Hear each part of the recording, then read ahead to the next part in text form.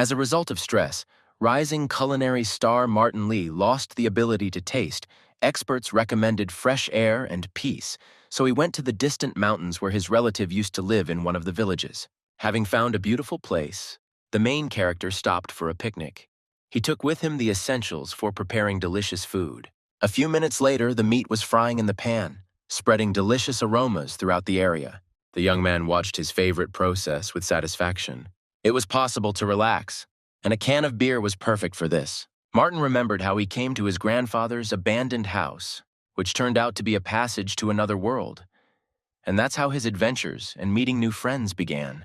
Giant Francis was the captain of the knights of the local town. Several different races lived in this place, including beastmen or werewolves.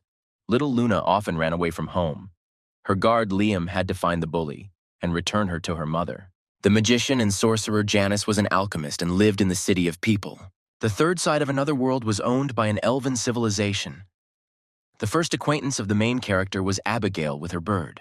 Martin encountered all these interesting creatures during his journey to the beautiful mountain landscapes. It all started when a young man, in search of silence, went to a distant village to restore his nerves and health after winning numerous competitions of famous chefs of the world.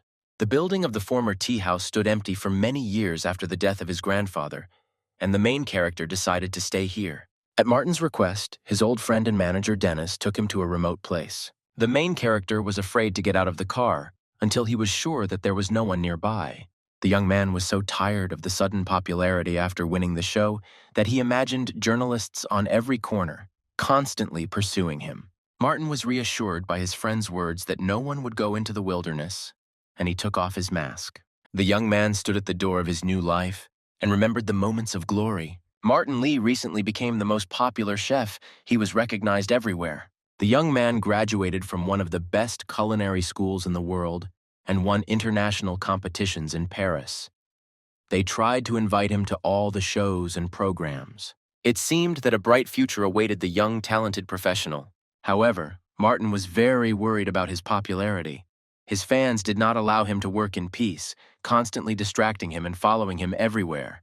Envious colleagues reproached the talented chef for having developed a star fever and for treating them with disdain.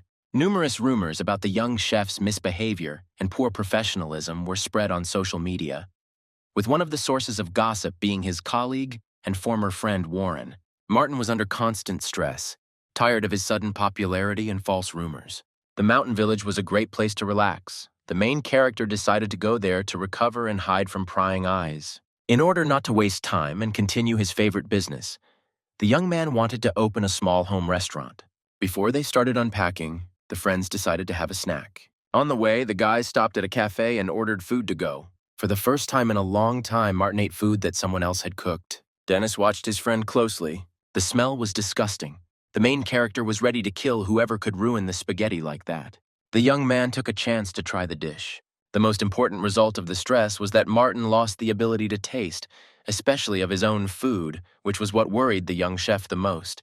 Out of frustration that he couldn't fully experience the dish, the main character broke the plate. The young man consulted many specialists, but the doctor's verdict was the same. Psychological trauma was the cause. Doctors advised getting rid of the source of stress and finding another hobby. However, Martin loved to cook, and he didn't want to change anything. Dennis didn't like his friend's decision to stay in the wilderness. The main character did not agree. He really liked the mountains and the silence. After saying goodbye to Dennis and taking the advice of doctors, Martin set off on a hike. The taxi was supposed to take him closer to the peaks. The young man wondered if he had taken everything he needed for the camping trip. The driver watched the strange young man closely. The taxi driver was surprised that the guy was going to the mountains in light clothes and without a tent. The main character asked to stop the car near an abandoned village. The houses were empty. There had been no one left in the small village for a long time. Martin was here for the first time in several years.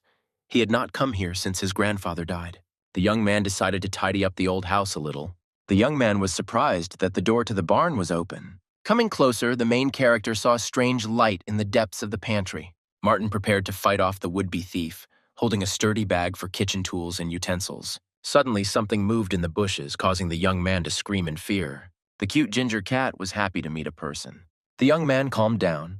From the look of the village, it seemed that there had been no people here for a long time. The main character went inside the barn to find the switch. Something alerted Martin. The room seemed very large to him. The young man carefully moved into the depths of the utility room. After some time, the young man felt a breath of wind. What he saw ahead shocked the famous chef. The main character stood on the edge of a huge abyss, a strange glow surrounding him. His foot slipped off the cliff and Martin fell screaming. The young man continued to fly for several seconds, not imagining what awaited him ahead. After some time, the young man woke up and opened his eyes. The main character was lying on the grass, with branches of huge, beautiful trees hanging over him. Something wet and warm touched my hand. Martin screamed loudly in horror and jumped up. The small furry animal looked at the stranger with surprise. Suddenly, the squirrel-like creature spread its large ears and flew away. The main character watched the flight with curiosity. He had never seen such animals before. Something moved in the nearby bushes, causing Martin to flinch again. There was a small bunny sitting nearby in the grass. When the fluffy bunny stood up, he looked like a giant monster from a horror movie. Fortunately, the unknown beast did not pay attention to the young man and calmly jumped on. Martin was shocked and ran. It was necessary to urgently find a way out of this dangerous, mysterious place. Evening came, and the main character realized that he was completely lost.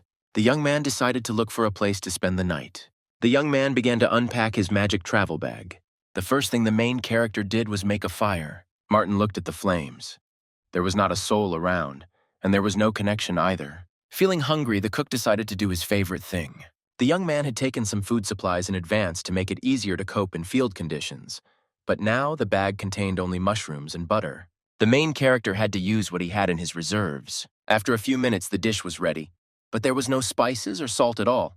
Martin looked at his creation with disbelief, doubting that it could be eaten. There was no other food, so I had to try what I could get. The famous chef was completely upset. He still couldn't feel the taste. The frying pan with mushrooms flew to the side. The young man was ready to cry from despair. The main character was surrounded on all sides by powerful tree trunks. The flames of the fire warmed and calmed the young man a little. Suddenly there was a cracking sound of branches. Martin shuddered in fear and looked around cautiously. The glowing lights of the eyes of unknown animals looked at their prey. The creatures came very close and resembled wolves. The only weapon the young man found on himself was a small folding knife. The predator in the bushes opened its mouth with powerful fangs and prepared to jump. The main character could already feel his breath next to him. Martin grabbed the blade and prepared to defend himself, screaming loudly to try to scare away the terrible beasts and closing his eyes in horror. It became quiet. The young man sat motionless, shaking all over with fear. After some time, the young man decided to open his eyes, surprised that nothing had happened and he was still alive. There was nothing around. All the toothy predators were gone. Martin heard sounds nearby that resembled loud chomping. The young man looked carefully in the direction from which the strange noise was coming. A small fluffy animal was licking an empty frying pan. The baby looked at the young man and wagged his tail in greeting. Martin couldn't figure out what kind of animal it was. The white, shaggy creature looked most like a puppy. The beast's huge blue eyes looked joyfully at the stranger. The dog barked and went about his usual business. The main character tried to determine the breed, not understanding where the baby came from in the forest. The puppy began to show signs of attention to his new friend. A few moments later, the fluffy lump was already sitting in Martin's arms, who had previously disliked dogs and did not understand why everyone considered them the cutest creatures. The young man noticed that the dog's fur was very coarse, probably because it was wild. The young man looked closely at the shaggy stranger. A guess occurred to the main character. Apparently there was a small wolf in front of him. Martin imagined with horror that somewhere nearby there was a she-wolf lurking and coming for her cub. The young man was afraid to think what would happen to him if the predator decided that he had kidnapped the baby. It was quiet all around. The fluffy lump sat calmly in the arms of his new friend. The main character was very tired from a busy day and went to bed.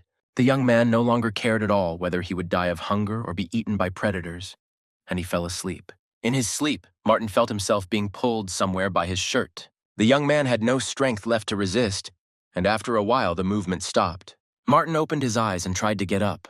The wolf cub dragged him to the magical abyss into which he had fallen. The main character did not know whether he would be able to return home or whether he would end up in some other world again. The furry little boy watched as his friend hesitated to make a choice. The white lump knew the outcome and boldly rushed to help Martin. The wolf cub ran and pushed the doubting boy into the abyss. During the flight, the young man thought that he might again end up in a dangerous place or simply crash. The puppy calmly watched his friend fly away into the distance. The movement stopped. Martin felt something hard underneath him and decided to open his eyes to look around. The young man saw that he was sitting in a familiar village next to his grandfather's barn. The young man could not believe that he had returned safe and sound. The main character tried to get up, remembering that he didn't even thank his shaggy friend. Hearing a familiar bark, Martin looked around. The contented puppy was sitting nearby and happily wagging its ears. This is how the young chef got a furry pet. At home, the young man tried to wash his shaggy friend, who deftly ran away from the water. It was necessary to choose a nickname, and after numerous attempts, the wolf cub received the name Charlie. The baby slept on the bed with his friend. Martin felt warm and calm when the white lump was nearby. The next morning, the main character woke up feeling refreshed. The young man was surprised.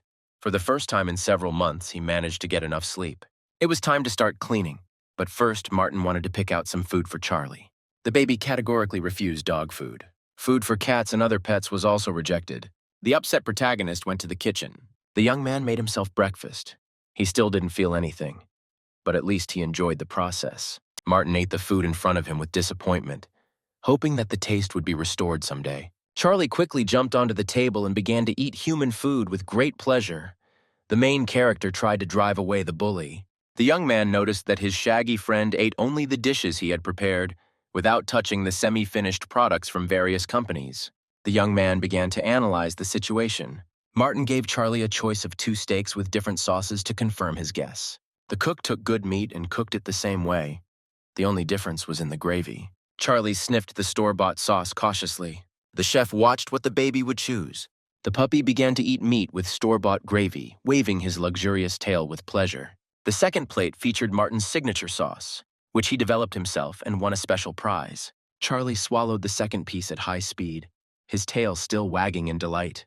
The contented animal licked its lips peacefully after a delicious meal. Martin realized with satisfaction that this was an unusual animal, and that he would not be able to feed it just anything. It was necessary to start renovating the building in order to open a restaurant, so the main character went to paint the walls. The young man didn't really like the result. The color was not at all what he wanted. A well-fed Charlie lay quietly nearby, watching his friend. An elderly man suddenly approached from behind and explained that this was paint for interior use, and therefore not suitable for the exterior walls of the building. Martin was scared. He didn't know who he was talking to, again remembering the journalists. The stranger introduced himself as the village elder. Henry Brown did not wait for the young man to come to him for an introduction and went to the meeting himself. The elder looked at the painted facade with displeasure. The result was disappointing. The man noticed the furry animal. Henry promised to send helpers and tried to pet the puppy, but it deftly eluded strangers' hands. Martin wanted to refuse outside help, hoping that he could handle the repairs himself. However, the headman categorically ordered not to touch the paint. On the weekend, he would bring a specialist who would help the young man. The main character had no choice but to agree with the elder's decision. Several days passed. Martin was busy sorting out the dishes and relaxing, admiring nature. Early in the morning, on a day off, Henry came to the young man with an assistant. The farmer's son Adam Lee brought the necessary tools. The chef watched the specialist work carefully. Martin was left with only minor errands to run, and he couldn't understand why strangers were helping him. The headman and Adam tried to correct the mistakes and repaint the house. Henry asked the new owner what would happen here. Rumors were talking about a new restaurant. The young chef said that he plans to prepare European cuisine, mainly Italian. The farmer was interested in the menu and asked if there would be pork cutlets, which his wife Grace loved so much. During the break, the men sat at the table, talking about their dreams. Adam's wife was pregnant. The nearest cafe had long since closed, and her husband was unable to cook her favorite dish. Martin hadn't planned to include cutlets on the menu, but they weren't difficult to make. The chef thought about the possibility of preparing food to order in the future, but he was afraid that he couldn't try what he made for his customers. Charlie seemed to read his friend's thoughts and immediately reminded him of himself. The beast seemed to say that it would help and was happy to taste the food. The main character thought this was a way out of the temporarily established situation. Martin promised Adam to make pork cutlets for Grace. The young man was glad to be of service to his assistants. In the evening, the young chef began the experiment. He had previously asked the man in detail about the taste of the product and the sauce that was served in the village cafe. The main character was glad that he could take up his favorite business again. The furry friend sat nearby and waited for everything to be ready. Martin felt a surge of energy and was ready to experiment until he got a positive result. The knife was flying in the hands of the famous chef. All the ingredients were collected. After a while, a fragrant smell spread throughout the kitchen.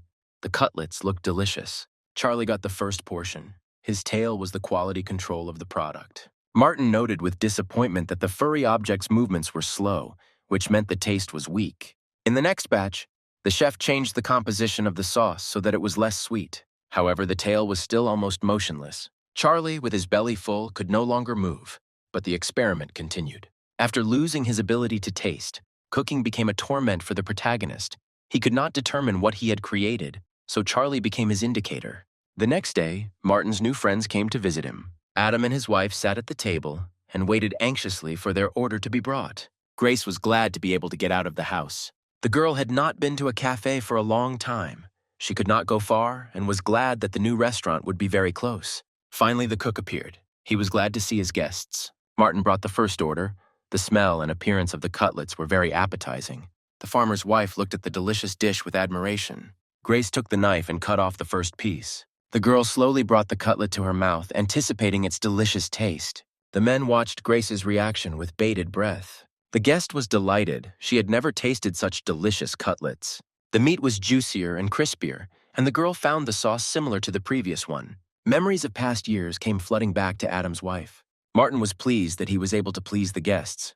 The Lee family sat at a table and reminisced about their first date. Then the couple also went to a restaurant, and since then, the girl has loved pork cutlets, although of course the most precious thing was the memories of the happy time. The young cook was glad that his new friends were happy again. Martin glanced at his chief assistant out of the corner of his eye. A contented little Charlie with a full belly lay nearby. After the first visitors left, the main character became thoughtful. The young man decided that he didn't have to cook only Italian cuisine. The young chef thought that the wishes of future clients should also be taken into account. Martin noticed that his four-legged friend was sad. The protagonist suggested that Charlie missed his forest. The baby seemed to understand his owner and pricked up his ears. The young man thought that it was not easy for the wolf cub to be in the world of people, where he had so unexpectedly ended up. It was necessary to return the animal to its usual home, although Martin became very attached to his furry friend. Thinking about taking Charlie home, the protagonist remembered the horrors of that world and shuddered. The young man even began to shake from the terrible memories. He was not ready to return to the mysterious forest. The baby looked at the man with hope. There was sadness in Charlie's eyes. He really missed his old life. So Martin found himself in another world again, deciding to throw a farewell picnic for his friend. The main character constantly felt someone's gaze on him, and already repented of his actions. Charlie confidently led his master forward. Suddenly, the young man felt the freshness and smell of the pond. Having passed through the bushes, the young man froze in amazement. In front of Martin was a huge lake with clear blue water, and mountain ranges were visible in the distance. The main character caught himself thinking that he had never seen such beauty before. The fluffy baby was happy.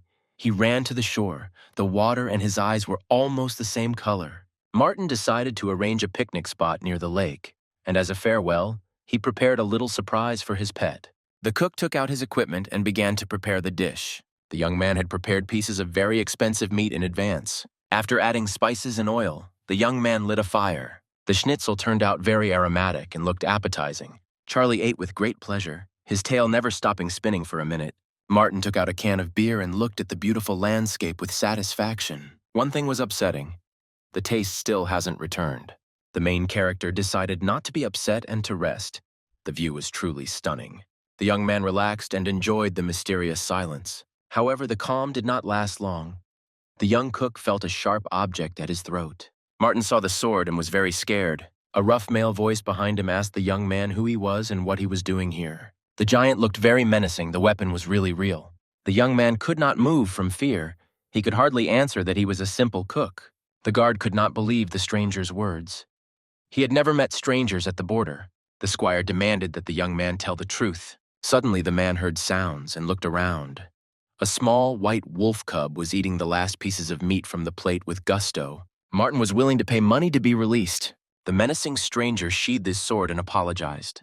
The man introduced himself as Francis, the captain of the knights of a small human town, currently patrolling the borders of his territory. The main character also gave his name. not understanding why the warrior's attitude towards him had changed so abruptly. A well-fed Charlie slept peacefully on the grass, not paying attention to anyone.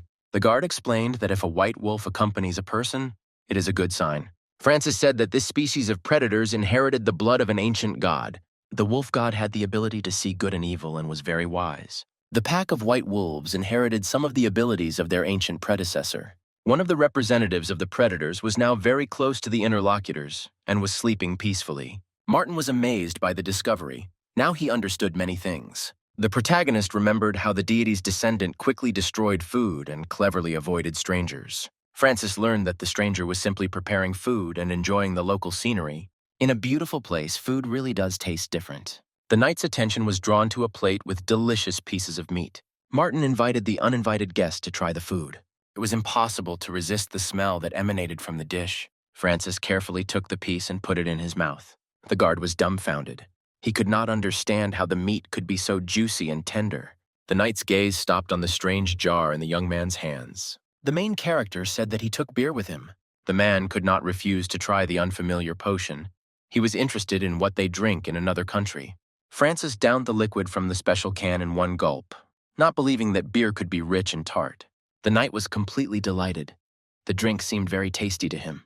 The formidable guard looked at the unfamiliar object with surprise. After such a magnificent treat, the man said goodbye. He had to continue patrolling, but before leaving, he invited the young man to visit his town whenever he wanted. The captain of the knights said that he was glad to make a new acquaintance. Martin looked at the guard in surprise.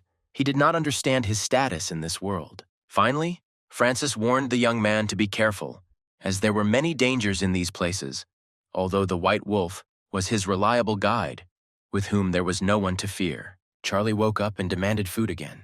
The guard left, and only now did Martin realize that the knight had consumed alcohol on duty. Francis clutched the treasured jar tightly, hoping that he would meet his new acquaintance again.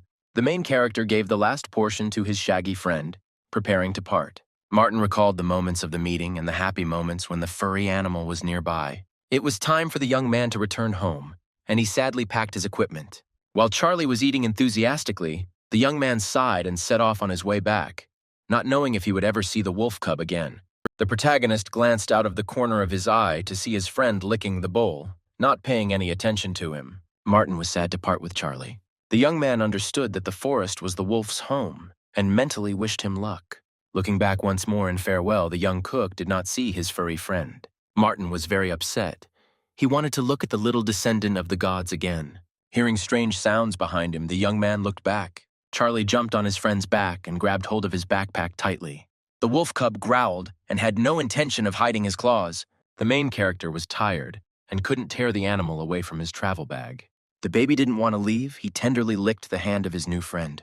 Martin couldn't understand, because the wolf cub wanted to go home, why he wouldn't let him go now. Charlie looked into the eyes, as if saying that he was ready to go with the young man. The wolf cub did not give him a choice.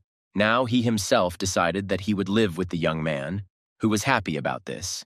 He had managed to become attached to his shaggy friend.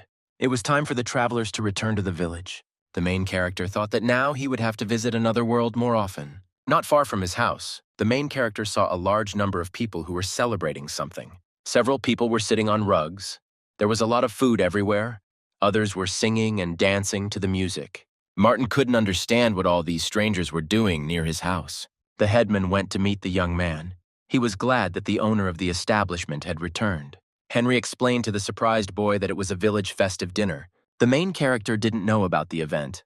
No one warned him about it. The order was delivered right on time. It was a big sign with a greeting. The elder asked the upset boy to join the celebration. Only now did Martin realize that everything had been organized for him. The locals were happy that the young man had come to their village. The cook couldn't believe his eyes. There were strangers sitting at several tables, all of them happy to meet each other and wanting the restaurant to open sooner. Many have already heard about the young chef's magical cutlets. Adam and his wife watched with excitement as their friend was torn to pieces. The main character was very tired and wanted to go and rest. Grace said that in their small town, everyone knows each other, shares joys, and helps everyone. Henry confirmed the girl's words. He also believed that their strength lay in the friendship of people. The headman advised the young man to advertise the new restaurant. Martin couldn't believe that everyone there wished him well. People were chatting animatedly at the tables, and Grace brought some snacks. The old people interacted with the young people, sharing their memories. The main character watched what was happening with surprise. The young man noticed that his shaggy friend had suddenly disappeared. At this time, Charlie took advantage of the moment and actively destroyed the food. The cute, fluffy animal stole pieces of meat from the plates and ran away. Residents tried to catch the hooligan, who didn't even let them pet him. The tasty pieces instantly evaporated in the baby's mouth, and he ate only good quality products and without freezing. Martin watched the antics of his furry friend with shame, not admitting that it was his pet. The main character even had time to regret taking Charlie back home. Suddenly, the young man's gaze fell on a boy sitting alone nearby. The child was the only one at the party and looked very upset. Martin turned his attention to the baby. The grandmother approached her grandson and offered him a sandwich. The boy angrily snatched the food from the old woman's hands and threw it on the ground. The young man didn't like the behavior of the unfamiliar child at all. Henry approached the upset woman. He did not understand what had happened to Bob, why he was behaving so aggressively. It turned out that the boy had come from school, where his friend was enthusiastically talking about his trip to the city, where he walked with his parents and ate hamburgers. Martin listened attentively to the story of his grandmother, who tried to calm her grandson and bought him something similar in the store. Residents suggested looking for hamburgers in neighboring villages. It turned out that such products are sold only in specialized cafes in amusement parks. Henry listened to everyone and suggested that they try to cook the unfamiliar dish themselves. Nobody knew what a hamburger was, so the headman turned to a chef for help. The elder apologized. He had no one else to ask for help with food. Henry told Martin that the child didn't care about taste. He probably just wanted attention. The boy was jealous of his friend who was at the amusement park with his family. Bob's mother had been in the city hospital for several months, and his father was on a long business trip in another country, so he felt lonely. Martin knew this feeling. He sometimes felt sad alone, too. The whole village took care of the boy, helping his grandmother. The young man could not sleep at night. It was not difficult to prepare hamburgers, although he himself had never tried them and did not know the real taste. Insatiable, Charlie has already prepared his bowl, ready for new experiments. The main character had no choice but to accept the challenge, especially since he had to pay the residents for the tricks of the furry beast, who left everyone at the festival without tasty meat. The baby's bottomless blue eyes glowed with joy. After a while, the juicy hamburger was ready. Charlie was ready to begin the audition.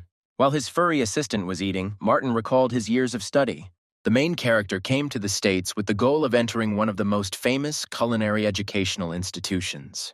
The young man loved to cook since childhood and often developed various seasonings and even dishes on his own.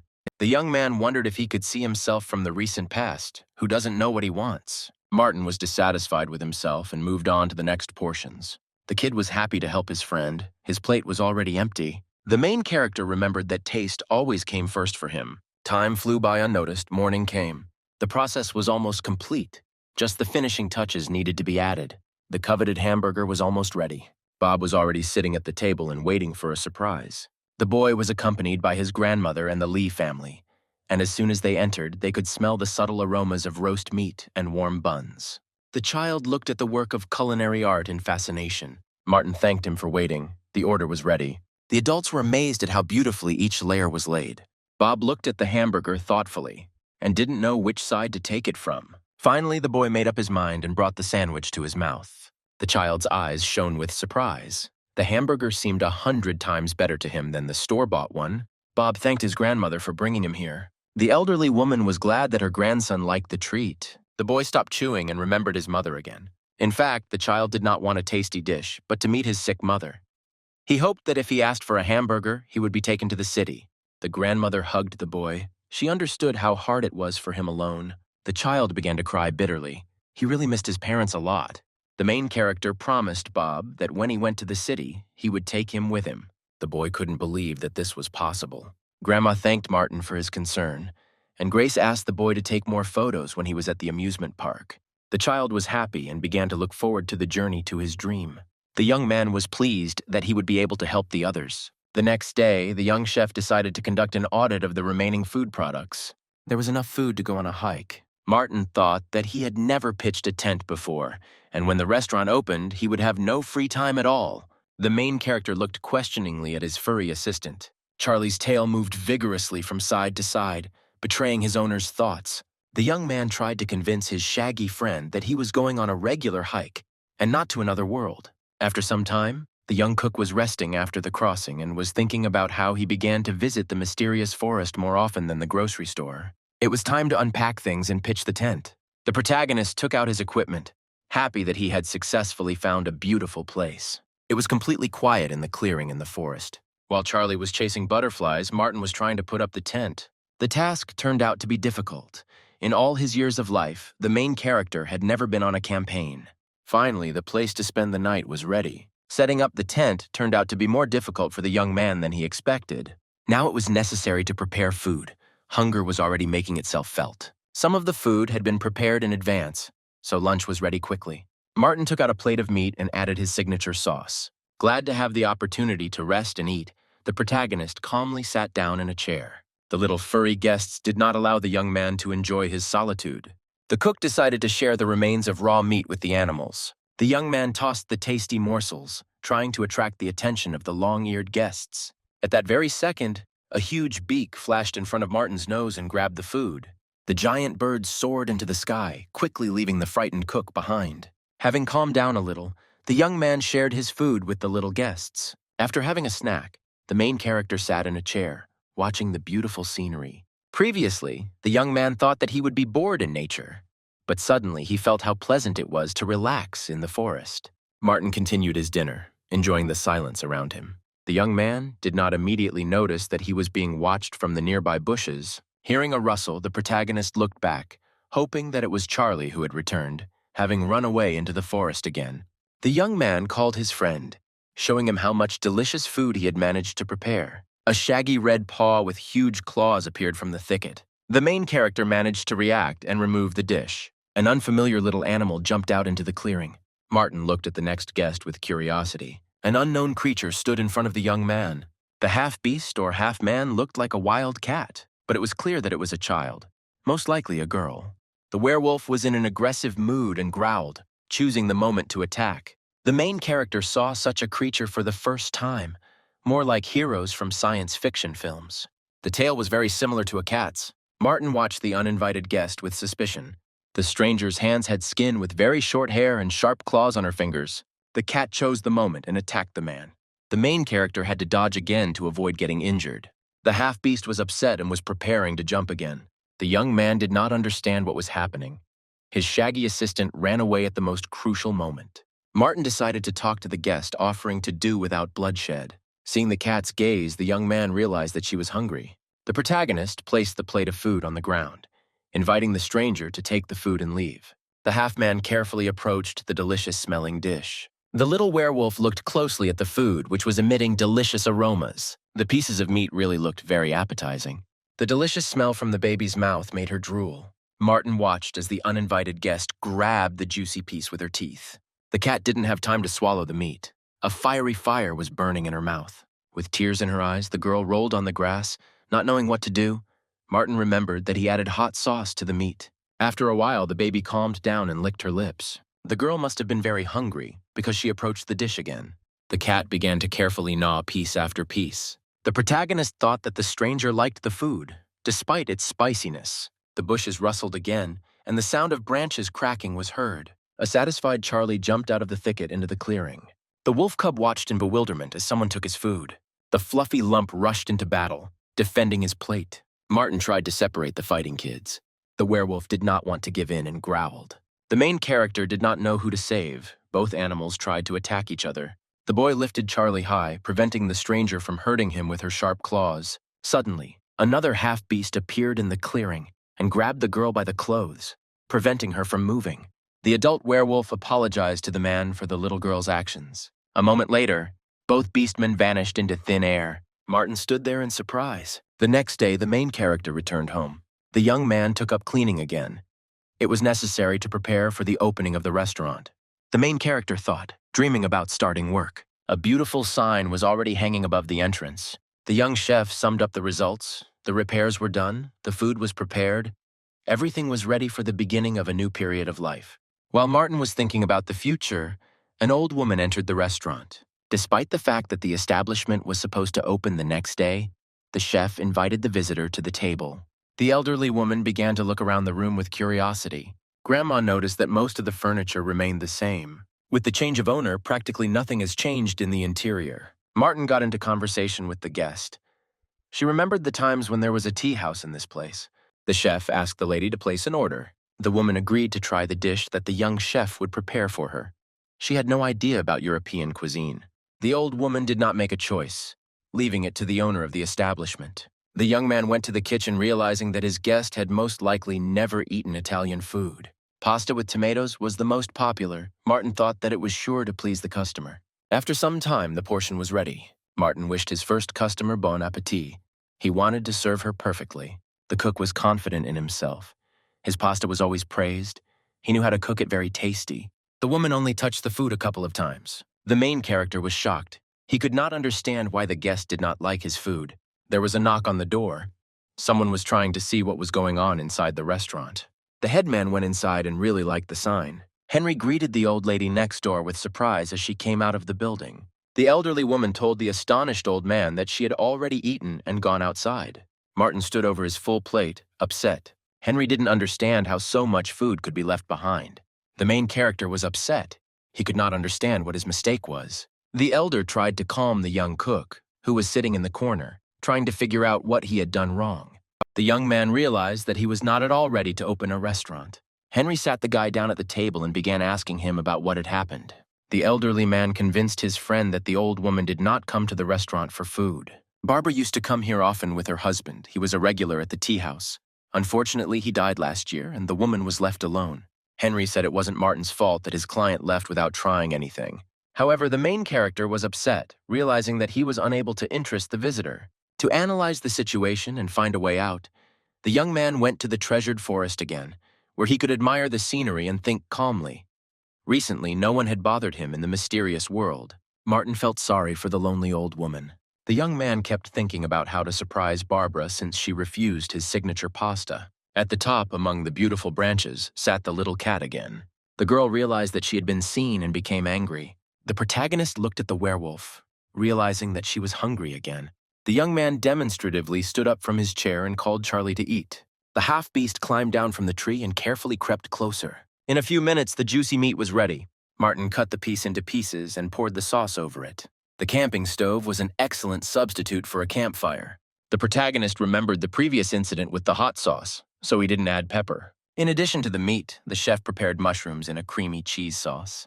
The delicious dish was finally ready. The young man placed the plate in front of the growling guest. The cat remembered how spicy the food was last time, and was no longer in a hurry to grab the pieces. The tailed girl carefully took the meat in her teeth. The baby felt like she was in heaven. It was the most delicious food she had ever tasted in her life. The cat meowed gratefully, happiness shining in her golden eyes. The half-beast began to quickly destroy the prepared food. Within moments, the plate was licked clean. Martin understood without words that the girl liked it. She was ready to eat the same amount again. The young chef thought about the fact that the food that was actually prepared was a bit fatty, and this dish was not suitable for everyone. The main character began to analyze his recipes, realizing that he needed to change a lot in his cooking. The cat noticed that they stopped paying attention to her and meowed invitingly, fawning over her new acquaintance. Martin was happy to talk and stroked the baby.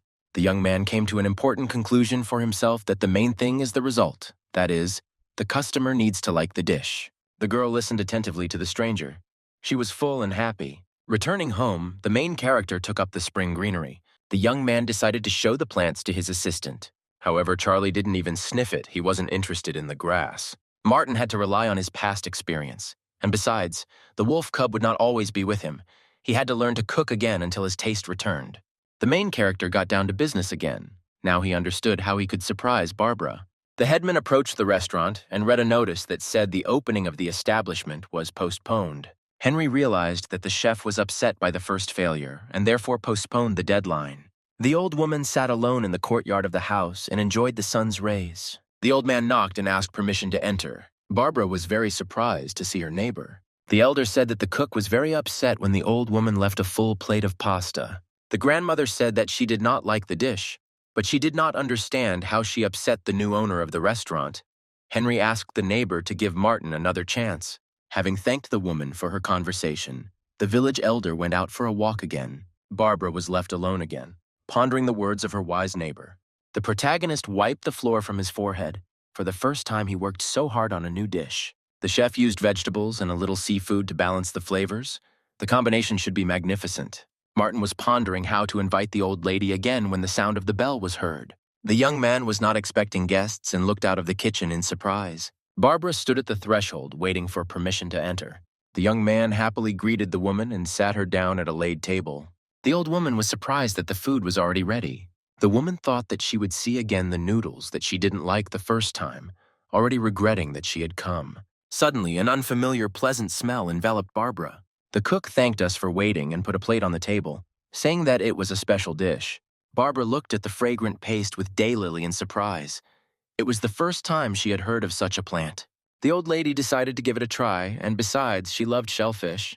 The woman swallowed the first portion with pleasure and listened to her feelings. The taste of spring greenery reminded Barbara of her walks with her husband, who loved flowers very much. Grandma looked thoughtfully out the window. It was spring outside again. The elderly lady resumed her meal. Barbara called the cook over and thanked him, noting that this dish had never been on the menu before. Martin admitted that he only prepared food for his first client. The young man wanted to experiment and become better. The old lady finished everything and asked for the bill. The main character was glad that his dish was to his taste. He didn't want to take the money. Barbara insisted that the restaurant owner should be paid for his work and asked to add this product to the menu. When we parted, the old woman promised to drop by for lunch sometimes. Feeling relieved, Martin went on holiday to another world, now feeling he could handle the restaurant. The main character lay on a hammock, remembering Barbara's kind words. The restaurant's first customer was pleased. A well-fed Charlie basked nearby. He was very sad if he was not in his world for several days. A giant bird flew past, covering half the sky with its body. Through his sunglasses, the young man saw a strange, huge cloud approaching. A frustrated Francis appeared from the thicket. The bird flew away, and he was left without lunch. The captain of the knights came out into the clearing and was surprised. His young friend's camp was in disarray, and the young man himself could not recover from his fear. The main character tried to get up after an unexpected visit from an uninvited guest. He was shaking all over. His glasses were broken. Not paying any attention to the mess and the guy's condition after meeting the bird, the man greeted him and approved of Martin's choice. The place to rest was chosen perfectly. The guard said that instead of patrolling today, he was hunting. Hearing the predator's cherished word, Charlie pricked up his ears. Francis was delighted. It was his time to feed his friends. But the main character was upset by the invitation to hunt. He didn't like killing animals. The knight did not ask his young friend's wishes and handed him a bow and arrows. While Martin was examining the unfamiliar weapon, the hunters found a pasture of local wild animals. Huge creatures, very similar to ostriches, frolicked in the clearing. The knight was glad. The meat of these strange beasts should be enough for several people. The two-legged birds seemed very cute from afar and resembled cotton candy. But in fact, instead of feathers, they had short fur. They were very strong and aggressive creatures and could run fast. Francis chose the moment to attack and rushed forward, the wolf cub keeping pace with the hunter. The main character was confused. He didn't know what to do. The knight shouted to the youth to support the attack from the rear, and Martin fired. The young man held a bow for the first time. Just a few minutes ago, the guard showed him how to handle the weapon, so the arrow almost hit the fluffy lump. Charlie managed to jump aside at the last moment.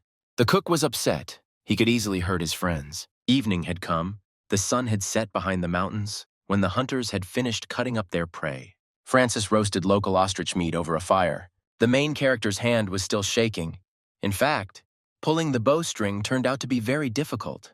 The knight, joyful in anticipation of the meal, handed his guest a piece of meat. Martin didn't know what to do. The smell was simply unbearable. Even Charlie didn't try the treat. It was impolite to cover his nose, so the young man had difficulty bringing the resulting shashlik to his mouth. Even the lack of taste didn't help the protagonist feel how disgusting the piece smelled. Seeing that Francis was about to fry the next portion, the main character became indignant. The young man decided to try cooking meat himself. The only thing that bothered the main character was that he had never encountered local animals and did not know their characteristics. But he took the risk of trusting his experience. Martin wondered how he could quickly get rid of the smell of game and blood. There was only dark beer available, so the cook poured it into the pot. The knight watched with a distraught expression as the wonderful alcoholic drink was being used for something other than its intended purpose. The young man sent his older friend to make a device for the kettle. There were few spices and there was not enough bay leaf. Sensing the aromatic scents, a shaggy assistant appeared from the bushes. The chef mixed all the ingredients and left the meat to soak for an hour. Time flew by quickly. After the prey was extinguished on the fire, the wonderful smell spread throughout the area. Francis was ready to swallow the delicacy whole. However, it was still necessary to fry the delicious pieces over the fire. The meat was then cut into small pieces. The knight captain held the deliciously smelling dish in his hands and could not believe that this was the same game that he had caught today. None of the local chefs had managed to cook this beast so deliciously. Francis put the first portion in his mouth and froze in delight. The crust crunched between the teeth. The meat was tender and juicy. The guard couldn't believe it. For the first time in his life, he was enjoying food. The beer was a perfect match for the perfect dinner under the stars. The man was delighted, enjoying the food. Francis was ready to eat such delicious food every day. The main character was upset that he was unable to completely get rid of the smell. Usually this process took longer. The furry assistant actively wagged his tail, indicating that the experiment was a success. Charlie held out his empty plate in hopes of getting an extra helping, and Martin thought about taking more spices with him on his next trip for different occasions. Francis did not understand why his young friend was upset, because he cooked better than all the masters he knew. The captain of the knights thanked the young man for the magnificent dinner. The main character was glad that his dish was liked. The man dreamed of trying to cook meat at home on his own, using new techniques, while the well-fed wolf cub slept peacefully next to him. The guard tried to convince the boy that no one in his town could cook better than him. The protagonist listened to the praise with satisfaction, remembering the recent past. The young chef often heard the most flattering reviews about his culinary abilities from those around him and from professionals. Francis decided to thank his young friend and teach him how to wield a sword. Martin was shocked by the offer. He did not understand at all why he needed a weapon. The knight captain said that he is one of the best teachers and constantly works with young warriors. The protagonist's attempts to give up training were unsuccessful. The guard warned the young man that he would begin his studies the next time they met. The men drank to the decision they had made, and the cook had only to agree. He was given the task of taking beer and a tasty snack with him again. The other world was amazingly beautiful. Even the night sky glowed, reminiscent of the northern lights. The vacation was over. It was time to return to everyday concerns. The first week has passed since the restaurant opened. In the first days, there were a lot of visitors, but then the flow subsided, and no one dropped in to visit the owner of the establishment. The main character didn't know what to do with himself out of boredom. Charlie spent all day watching TV. At that moment, a program about music was on. The live broadcast featured an interview with girls from a modern group called Dream, who performed youth songs and recently released a new album. The young man thought his friend was the main manager of this team. An old friend was very close at this time. Dennis and the girls were filming outdoors. The singers had some free time left. They were relaxing after a hard day at work. The young man decided to take advantage of the opportunity and visit his friend. Dennis dialed the familiar number and heard Martin's voice. The girls were bored and listened with curiosity to their leader's conversation. The manager made arrangements to visit a friend soon to chat and have dinner. Hearing the words about the chef and food, the beauties decided to follow Dennis. The girls' eyes were shining with curiosity. They really wanted to meet the mysterious chef. The young man gave instructions to his assistant to look after the musicians during his absence and take them home. The young man promised the boss that everything would be fine. Dennis knew the beauties' personalities, so he doubted that they wouldn't get into some kind of trouble. However, the girls behaved very obediently and said goodbye to the mentor. After the boss left, lead singer Alice insisted that their handler follow him. The inexperienced assistant manager tried to resist. He was determined to carry out the instructions of his senior colleague. The main character was not expecting guests and immediately started cleaning. Charlie listened attentively to his friend who said that he was going to cook again. There was a detective series on TV, and during surveillance on the highway, a group of pursuers was discovered. While Martin was pondering the menu, there was a knock at the door and a visitor entered. Dennis was not alone and was very indignant. He had long noticed the assistant's car, which was constantly following him along the empty road. The restaurant owner listened attentively to his friend, not understanding what was happening. At this time, a group of musicians flew into the restaurant with delight, sharing their impressions of what they saw. They liked the coziness inside and the chef himself. The main character was a little upset. He specifically went to the wilderness to avoid meeting noisy companies. The girls looked at the fluffy puppy with curiosity, trying to pet it. The owner allocated a table for the unexpected guests. Dennis was very unhappy with the behavior of his charges, convincing them to leave the establishment. But suddenly the chef's voice was heard. The main character suggested to his friend to feed the guests first. The manager was surprised by the offer. He had known for a long time that his old friend did not like surprises at all. Dennis thought not long ago Martin would have made a big scene if something hadn't gone according to plan. The young chef approached the girls to find out their preferences. When Dennis took the boy to this remote village, he thought that he had simply gone crazy from popularity and the peculiarities of celebrity life. The young man noticed that his friend had changed, and it was even surprising that he had a shaggy pet. The cook left the guests and went to work his magic in the kitchen. The main character wanted to cook something unusual and tasty. The chef wondered what ingredients he had. The professional refrigerator almost always contained some supplies. Having carried out the inspection, the young man was delighted. Now he knew how he would surprise his friend and his companions. After a few seconds, the work began to boil. The knife began to work as usual, slicing small tomatoes. The stove with frying pans was already waiting for its turn. Martin knew that it was always important for beauties that their meals were light and nutritious. Very soon, the delicious salad and steaks were ready. The members of the musical group saw such beauty for the first time. The pasta with signature sauce was a wonderful addition. The girls couldn't resist and pounced on the aromatic dinner with gusto. Alice was delighted with the pasta. She had never tasted such delicious pasta before. Another musician enjoyed a juicy piece of meat. Dennis watched his friend's behavior carefully. The girls were ready to cry from disappointment. They had never eaten so deliciously before. The manager was still angry about the group members' actions, and his friend suggested that he also have dinner with everyone. Even Dennis's assistant calmed down and ate his pasta with great pleasure, no longer regretting that he had not followed the boss's instructions. The main character prepared a special dish for his faithful companion so that he would have enough energy to get to the big city. The young man was frightened, thinking that his friend was behaving unusually because he was terminally ill, but his assumption turned out to be wrong. After an unusually delicious dinner, the guests said goodbye to the restaurant owner. Martin invited everyone to come again and promised to prepare dishes that would be even better next time. Alice thanked the cook on behalf of everyone. She had managed to find his information on the internet. The protagonist was surprised that his name was still known. The assistant manager put the beauties in the car.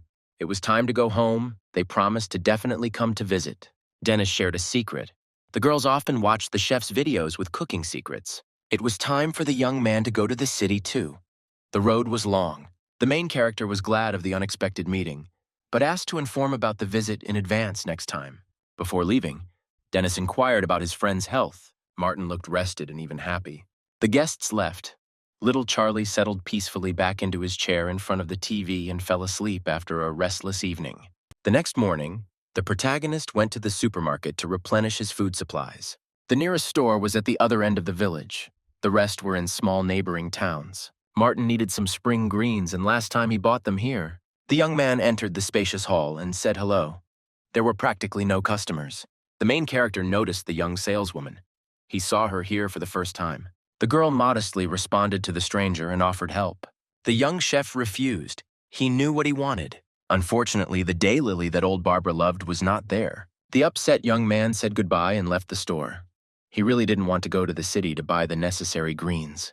The young man heard children's voices and looked in the direction from which the noise was coming. The boy and the girl grabbed each other by the hair and didn't want to let go. The little girl screamed that she would not play with the liar anymore. The guy also refused to be friends with a foreigner, sending his rival, who was not like the locals, to the country from which she came with her mother. The couple stood opposite each other, neither of them wanting to give in. The main character approached the fighters and unclasped their hands. Martin scolded the boy for the words he had unfairly spoken about the girl. Hearing screams in the street, a saleswoman came out of the supermarket. The girl saw her daughter among a group of children. The little girl ran to her mother with tears in her eyes. The store worker hugged the child and asked her what had happened. The young man let the boy go, and now his enemy had his own protector. The little offender ran away, afraid that he would be punished. The stranger's name was Jang. She thanked the main character for helping the girl. Martin told the girl that he had not done anything special. The young man inquired about the condition of the girl, who was very upset. Little Kara had already calmed down and fallen asleep. The supermarket saleswoman told her interlocutor that the conflict occurred because of her. The cook tried to convince the girl that this was a normal children's quarrel. The foreigner said that she recently moved with her child to a small village from distant Vietnam and has not yet gotten used to the local customs. Zhang felt like her daughter was constantly being laughed at. At school, children often made fun of Kara. The main character did not know how to calm his interlocutor. Her words were true. Martin remembered the boy angrily shouting at the little girl that she was not like the others and sending her back to where she came from. The young man understood that the child could have said such words simply out of anger, in order to unfairly offend another. Jang calmed down a little. She remembered that she had heard about a young man who had a restaurant on the other side of the village, and was glad to meet him. The Vietnamese woman asked to teach her how to cook local dishes. The main character was very surprised by the request. The saleswoman said that Kara had a birthday soon, and she wanted to invite her friends to the party, so the girl needed to prepare some treats for everyone. Martin promised to help and said goodbye. In the evening, he thought about what he could offer his new acquaintance. The young man could not refuse, but he did not like the idea of a beauty. The young man did not know what dishes would interest the little guests. The main character understood that the girl was wrong. She just wanted to please her daughter and her friends. The cook was distracted from his thoughts by a fluffy Charlie. The kid came for help. He brought some canned food so that his older friend could open it. The young chef thought about how his pet always ran to him when he was hungry. The baby's behavior gave the protagonist the idea that he needed to ask for help if necessary. The young man thought about his neighbors who could suggest the right solution.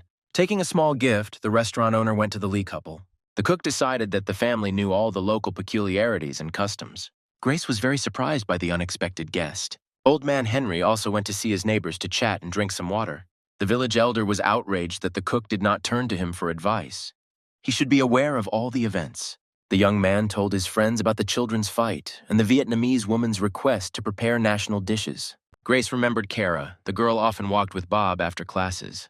The young man listened attentively to the farmer's wife. Adam said that there is only one school in the village, so all children of different ages study in a combined class. Martin learned that there were 20 students in total. Of course, they knew each other well. The young man understood that every parent is ready to do everything to make their child happy. Henry intervened in the conversation.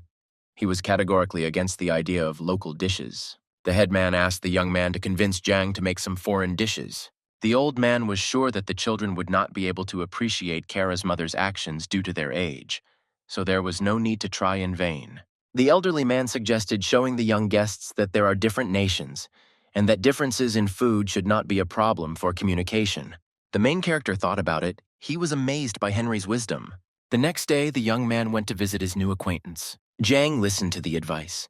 She doubted that cooking Vietnamese food would be a good idea. The cuisines were very different from each other. The girl was worried that the little guests would not like the food. Martin offered to discuss a menu that would be interesting for children and help with the cooking. The new acquaintance was surprised. She also needed support. There was little time left before the holiday, and the friends got to work. The chef suggested choosing dumplings, nems, and rice noodles. After a few hours, the experiment was over. The dishes looked original and very appetizing. The chef agreed to try the food. The young man especially liked the buncha, so he suggested including it in the holiday menu. The young man tried this dish for the first time, and thanks to the special sauce, the food seemed especially tasty. Martin advised the girl to leave the choice of the main diet to this product. While Jang went to get some water, Charlie came to his friend's aid. The young cook watched the shaggy pet's reaction with curiosity. The tail movements indicated that the prepared dish was excellent. The main character advised the girl not to add pepper and reduce the amount of other spices, since this is food for children. Jang also agreed that a little beef could be added to the pork to make the patties more tender. The young man was sure that the little guests would really like this dish. The Vietnamese woman thanked the young man for his help. The main character went home with relief. He was glad that he managed to convince the girl to use her national cuisine. Before Martin had taken a few steps, he heard a child's voice. Kara hurried to catch up with the guest. She also wanted to thank him. The little girl was glad that the young man agreed to help her mother. In her hands, the girl held an invitation to her birthday, which she had drawn herself. The main character praised the child for the beautiful design. Kara didn't believe that anyone would come to visit her, even though she handed out cards to the entire class, because she had a fight with a bully who was friends with all the kids in the school. The restaurant owner saw the girl's sad look and tried to calm the little girl down. The young man knew who could help him organize the children. The day of the party arrived, and in anticipation of the guests, Jang and her daughter decorated the house festively. The little girl thought that only 2 people would come to visit her, the cook and her friend Bob. Kara was very nervous. It was her first birthday in another country. The girl stood thoughtfully at the door, waiting for the invited children. Jung decided to distract her daughter from her disturbing thoughts and called out to her. The girl saw for the first time a beautiful, unusual outfit that her mother wore to a party. After learning that this was a traditional Vietnamese garment, Kara wanted one too. The girl's joy knew no bounds when her mother gave her a festive outfit. There was a knock at the door and the little girl tensed up again. Zhang suggested that her daughter meet the guests together. The girl went to open the door, happy that someone had come. Opening the door, the little girl was confused when she saw the first visitor. Kara didn't know what to say. She wasn't ready for the meeting. The girl's recent offender stood at the entrance with a guilty look. The beauty asked Kevin why he came. She did not invite him to her party. The boy asked for forgiveness. He repented of having offended his classmate. Kevin couldn't take it anymore and started crying. He really wanted to be friends with the new student. Kara was confused. She was surprised by the guy's words. The main condition of the party was the presence of an invitation, so the girl forgave her friend and brought him the treasured postcard. The boy couldn't believe it. Tears were rolling down his eyes. Kevin promised to never hurt the girl again. Kara ceremoniously presented her classmate with an invitation to his birthday party. The boy looked at the beautifully designed pass to the banquet. The guy was happy and thanked his girlfriend. It turned out that all the other guests were standing behind the gate and impatiently waiting for their classmates to make peace. The rest of the school children supported Kara and advised their friend not to bully the girl from another country anymore. The whole class was happily waving invitations. It was time to start the party. The little girl was happy with the guests and gifts. The table was set. The aroma filled the whole house. The children looked at the unfamiliar dishes with delight and surprise. The main character was already there, and helping Zhang, he was also happy that all his classmates had gathered together. The hostess happily told us the names of different products and how to eat them. The little guests tasted the food unknown to them with gusto. The Vietnamese dumplings looked unusual, and the children also liked them. After having a snack, the classmates began to share news. Bob was very interested in the birthday girl's beautiful dress. Kara said that this outfit is from her home country. Zhang supported her daughter, confirming that all the food is also from Vietnam. The girl asked her mother to tell everyone about the customs of their country. The main character convinced Zhang to come out to the guests. Almost all the food was already ready. He himself could handle the small work in the kitchen. The happy birthday girl pulled her mother towards her friends to get to know them better. Martin watched his new acquaintances carefully. He was pleased that everything worked out for them. The girl and her daughter showed off their national clothes to the guests. The children really liked the beauty's dresses. In another world, it was morning in the village of Beastmen. The tribal leader could not find her disobedient daughter again. Guard Liam reported to Samantha that the child was still able to escape despite the increased number of guards. The leader was sure that little Luna had gone again to see the strange man who had been appearing frequently in the local forests lately. The chief was curious about who could interest the sacred wolf and her disobedient daughter, so she asked her assistant to invite the stranger to visit. Liam was shocked by the tribe leader's decision. Samantha knew that there were no laws prohibiting people from visiting the village. The main cat hoped that none of her subordinates would attack the person or harm him. Unsuspectingly, Martin went back to the fairy tale world for rehabilitation. The shaggy assistant's menacing growl surprised the young man greatly. Charlie looked with fear at the unknown products that the cook took with him this time. The main character was surprised by the wolf cub's reaction when he saw arthropod crustaceans for the first time. The furry friend usually easily dealt with large predators and scary monsters from the local forest. Today, the chef decided to treat the baby to seafood. The young cook began to prepare the food. First, he had to peel the shrimp. The main character prepared a frying pan and poured salt into it. A few moments later, the crustaceans were neatly laid out, and it was time to start cooking. Martin put the dishes on the fire and sat down to rest. Only now did the young man notice that little Luna was already nearby and patiently waiting for a treat. The young man was surprised. He didn't hear the cat come to the camp, but he promised to let him try the new product. After a few minutes, the shrimps were ready. They acquired a nice color and looked very appetizing. The chef cleaned the seafood and placed it on plates for his tailed friends, who curiously examined the unfamiliar food. Having risked taking a bite, each of the shaggy animals felt like a conqueror of the ocean, carried on the waves of an extraordinary taste. The main character watched the reaction of the furry babies with curiosity. Luna and Charlie ate the new delicacy with pleasure. The cook was pleased that his dish was liked. The tailed girl eagerly awaited more. As always, Liam appeared suddenly and silently. The cat was scared. She didn't want to go back home with her bodyguard. The little girl hid behind the legs of her new friend, listening to the indignant words of her mother's assistant. The giant looked at the stranger whom little Luna had trusted. The main character tried to protect the baby. She was hungry. Martin told the unexpected guest that he does not feed the girl unhealthy foods. However, today Liam arrived for the young man. The young man was frightened, not understanding why the strange beastman needed him. The bodyguard told the boy that he had been invited to the village by the chieftain. Liam added that the head of the tribe is also the mother of the disobedient kitten. The cook was surprised that Luna was the daughter of an important person. The young chef was afraid that they would start asking him about what he had treated the child to, so he decided to refuse the meeting, citing his extreme busyness. Samantha's assistant handed the stranger a tribal warrior horn. Liam warned that once the young man decided to accept the invitation, he could use this item to call the beastmen. The half-human was very polite and behaved correctly. Martin could not understand why he should meet the chief, but he promised to think about it and report his decision. The cook had absolutely no desire to meet Luna's angry relatives. The main character could not at all imagine what a half-beast village looked like. Liam said goodbye and was about to leave when the cook called out to him. The young man could not let the guest go without a treat. The chief's assistant looked into the package that the man handed him. Strange creatures lay inside, emitting a delicious aroma. Arriving home, Liam took a chance to taste the gift. Luna's bodyguard was pleasantly surprised and really enjoyed the treat. Left alone with the furry babies, Martin sighed with relief. While the shaggy friends fought for more, the main character wondered whether he should accept the strange invitation. The cook thought that if Charlie was acting calmly, then there was no threat. Despite his curiosity, he had no desire to visit the village. As if he had smelled delicious food, Francis appeared. The young man was delighted. He just needed the guard's advice. The knight captain was surprised to learn that his young friend was expected in the tribe. The man said that for a long time there was no connection between people and half-animals. Not a single person was in their village. It was even surprising that these creatures calmly left the baby with the guy. They had adopted social principles of education.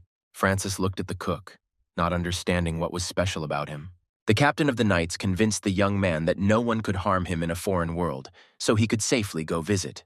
Martin calmed down and decided to take advantage of the invitation in a few days. It was time to treat the guard with an unknown product. The young man had specially saved an extra portion of shrimp for him. As the seafood was being cooked, the smell spread throughout the forest. Francis watched with curiosity as the crustaceans changed color in the pan, the shaggy little creatures again waiting for more. The dish looked gorgeous. The slice of lemon completed the look. The young man showed the guest how to extract the tender meat of the krill from its hard shell. The captain of the knights looked at the miracle in amazement, not understanding where his young friend was bringing unknown products from. The man carefully placed the first piece into his mouth. Then something incredible happened. Francis seemed to be rocking on the waves, tasting the gifts of the sea. The guard had never tried anything like this. At this time, the main character was separating the tailed babies, who were fighting again over tasty food. The knight commander got tired of cleaning the shrimp and swallowed it whole. The shaggy friends also got tired of waiting and ate the seafood along with the shell. Martin watched his comrades with surprise. The well-fed babies with full bellies could not move and lay down to sleep. In gratitude for the tasty treat, Francis was going to give himself completely to the upcoming training. The young man had already forgotten that he had been promised to be taught how to wield a sword. The knight promised to start with simple exercises. By the evening, after a 4-hour run, the main character's entire body was shaking. Every muscle ached. The guard did not expect that his student would be weak and would not be able to withstand small physical exertion. Charlie felt sorry for his friend and licked the calluses on his feet and the abrasions on his body. Martin felt the pain subside at the touch of the little tongue. It turned out that the saliva of the sacred animal was healing. Luna looked at the wolf cub and also tried to help her new acquaintance. The young man thanked the girl, but she had no healing properties. Admiring the cook's determination, Francis took out the gift. The teacher made a special surprise for the young man. The main character barely got to his feet and looked at the sword with fear. However, the weapon turned out to be much lighter than usual and was made of durable wood. Several years ago, the guard himself made a blade for his daughter, but she refused to train. Now the man is going to teach everything he knows to his young friend. It was only late in the evening that Martin was able to get home. The young cook quickly prepared dinner, dreaming of going to bed as soon as possible. For the first time in several months, the young man wanted to eat at night. The shaggy assistant also got his share. The main character was glad that he added a little bacon and garlic to the pasta. The taste turned out to be much richer. The kid quickly finished the food and waited for more, watching his older friend freeze in shock. Only now the cook realized that he had felt a faint taste of the prepared food. He began to try everything in a row, making sure that his abilities began to gradually recover. The main character couldn't believe his luck. The four-legged assistant watched the cook closely. The young man thought that if he had not gone to a distant village, he would have given up his favorite activity long ago. Martin dreamed of being able to cook the way he wanted again. At night, the headman was returning home from his friend. The friends had been drinking, so now Henry was walking and humming a song cheerfully. The elderly man was surprised to notice a light in the restaurant windows late at night. The main character forgot about the pain in his body. He decided to arrange a holiday for himself and Charlie. The contented baby was eagerly awaiting the treat. There was something unusual in the oven, spreading smells throughout the house. For the first time since escaping civilization, Martin decided to cook his signature dish. The young man could not yet fully taste all the subtleties of food, but he was glad even for this. The bar had a supply of wine to celebrate his first successes. Charlie barked to attract the cook's attention. The kid tried to say that the dish turned out great. The main character was glad that he came to the village. Morning came, the owner of the restaurant decided to take a day off. A loud knock on the door interrupted Martin's sleep. The sleepy young man, not understanding anything, looked at the uninvited guest. The headman tried to wake up his neighbor with loud shouts. Henry wanted the boy to follow him. The wolf cub that came out of the bedroom didn't understand anything either. Charlie managed to notice that the old man was dragging his friend into the car. A few seconds later, the car sped off in an unknown direction. The wolf cub stood near the open door in bewilderment. Arriving at the hospital, the elder parked the car and ran to the emergency room, Martin barely keeping up with him. The corridor was already crowded with numerous villagers. Henry told the boy that Grace had been taken to the maternity hospital that night. Adam was the most nervous of all. He was very worried about his wife. Barbara looked at her excited neighbors and decided to tidy up the emergency room. The old woman kicked everyone out into the street so that people wouldn't distract the doctors from their work with their screams. The old woman looked at the boy and asked him to stay with the farmer to support the future father of the Lee family. The young man felt unwell after the night's feast and tried to refuse. The main character sat quietly next to his friend. The young man was in such a situation for the first time and did not know what to say. Martin carefully placed his hand on his comrade's shoulder. Adam was very worried. He was worried about the health of his wife and unborn child. The cook calmly assured the man that everything would be fine. Grace would cope and would soon give birth. A few minutes later, the happy father ran out into the yard. He had a baby girl. The villagers were very happy and gathered to celebrate the momentous event. Taking advantage of the opportunity, the main character asked Henry for advice on what would be best to take with him if he had an invitation to visit friends. At first, the headman was afraid that the neighboring villages wanted to take the young man away from them. Then he calmed down and thought about it. Martin was not surprised to hear that drinks were always the main gift. The elderly man also suggested that they take some snacks with them. The protagonist thanked the elder for the advice. A couple of days later, having collected the bare necessities, the young man again set off to another world. It was scary to blow the horn. A strange sound awakened the forest thicket. The signal was heard not only from above but also underground. The animals became alarmed when they heard the unusual melody. It turned out that blowing the horn is quite difficult.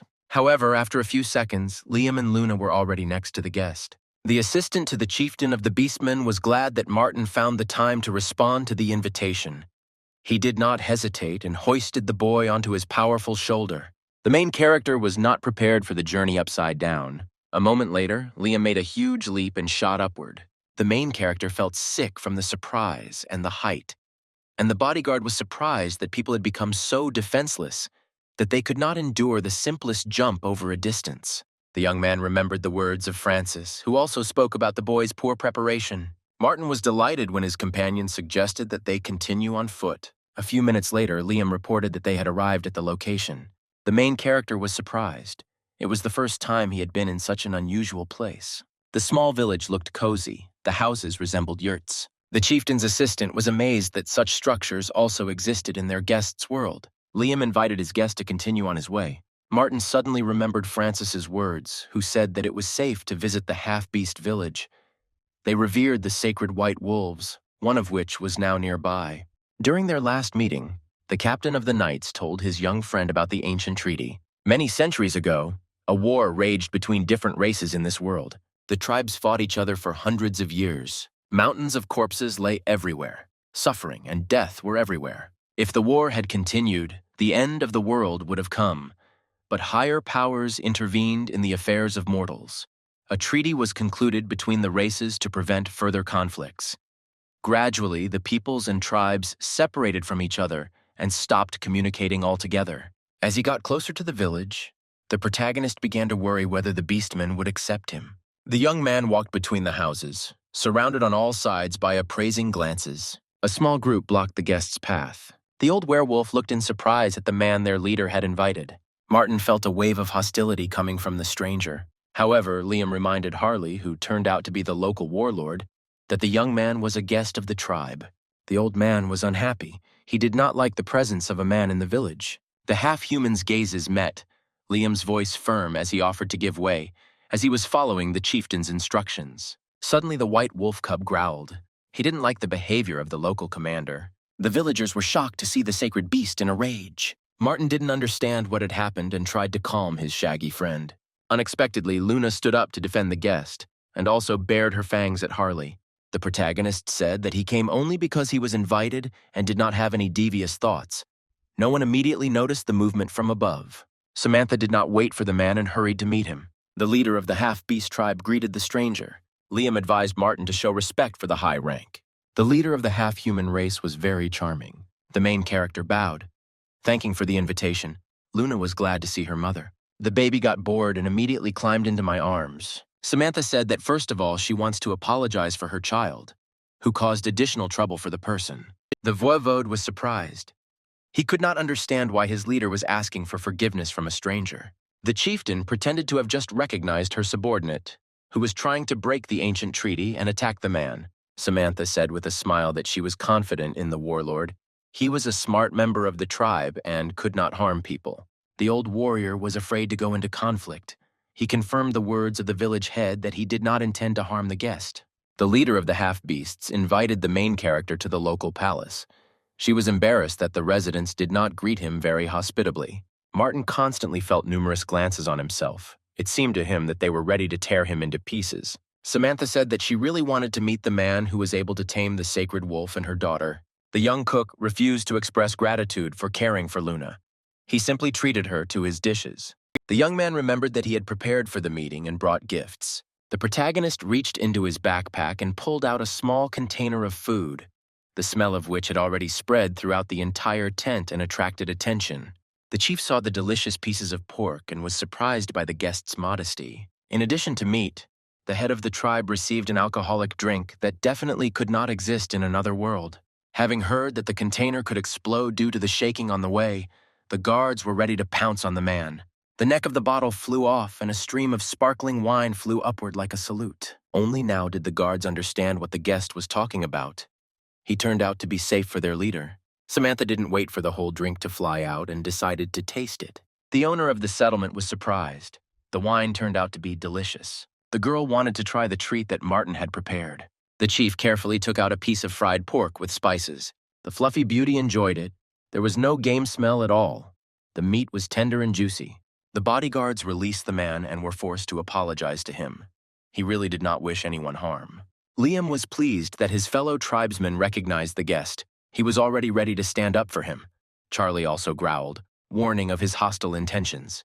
After a tasty snack, Samantha suggested throwing a feast for the entire village, with the one who caught the tastiest game becoming the chieftain of all the hunters. The main character's eardrums were ready to burst from the enthusiastic screams and loud growls. The tribesmen loudly expressed their joy at the chief's idea. While the villagers went hunting, their leader looked after the children and told the guest about local customs. The tailed babies ran tirelessly across the lawn. Samantha loved to stalk prey herself, but today she was forced to deal with the little cubs. The tribe had a public education for the younger generation, so there was always an adult with them. One animal became interested in the delicious smell and grabbed the main character's trouser leg, trying to test the strength of the fabric with its teeth. Martin tried desperately to save his clothes. The tailed baby clung tightly to the material. It was impossible to tear him away from the man. Finally, the young man managed to free himself from the sharp fangs of the curious child. There was a crash, and the body of a terrible monster from the wild forest fell in front of the cook. The satisfied commander was the first to bring his spoils. Samantha told the guest that this monster is difficult to catch because of its enormous speed of movement, despite its large mass. Harley lived up to his title. He was considered an experienced hunter for good reason. The main character pretended to highly appreciate the merits of the commander and the first game. However, Samantha did not support Martin. She was unhappy with the fact that the leader of the warriors constantly brought back ugly and disgusting animals from the hunt. The next prey that was brought to the main tent was an even more powerful and terrible monster.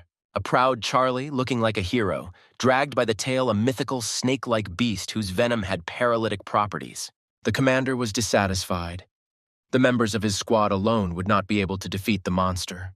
Harley barely contained his emotions so as not to growl and tear his competitor apart. Even little Luna returned from hunting, purring happily with pleasure.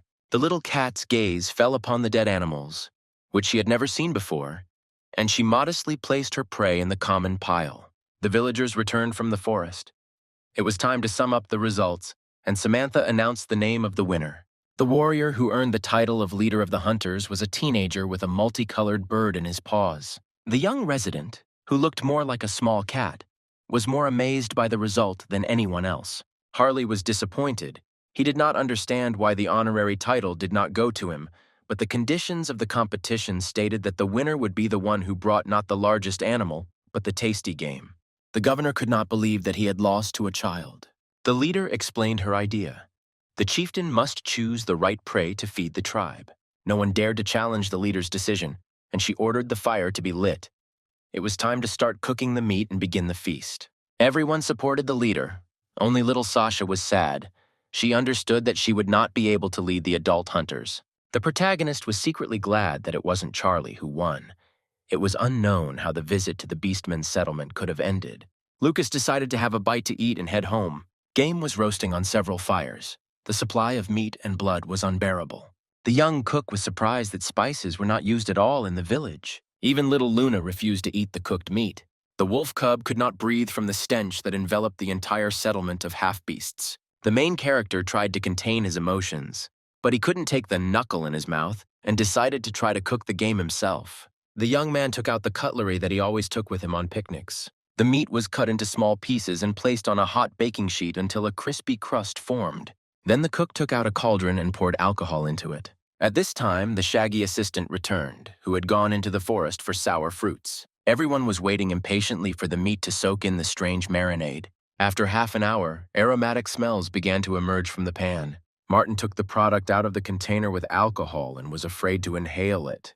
However, the stench disappeared, and the main character continued to cut the meat into thin pieces. Samantha was the first to risk trying it, and it worked. The leader was surprised by her impressions, not believing that this was the game they had caught. But the young man was dissatisfied with the result and wanted to try to cook the catch again.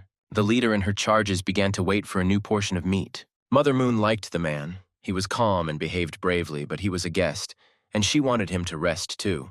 Martin was surprised when the village mistress ordered the villagers to repeat the boy's experience.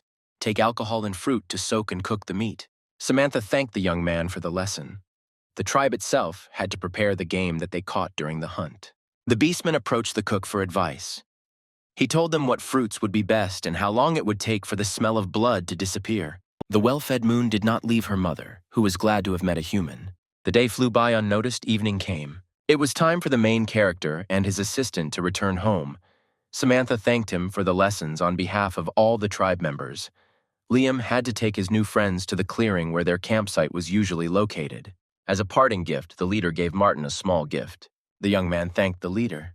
The whistle was proof of friendship with the beastmen and could be used to call them for help. As he fell asleep, the main character thought that he would never forget this day. A strange man appeared in the restaurant in the morning.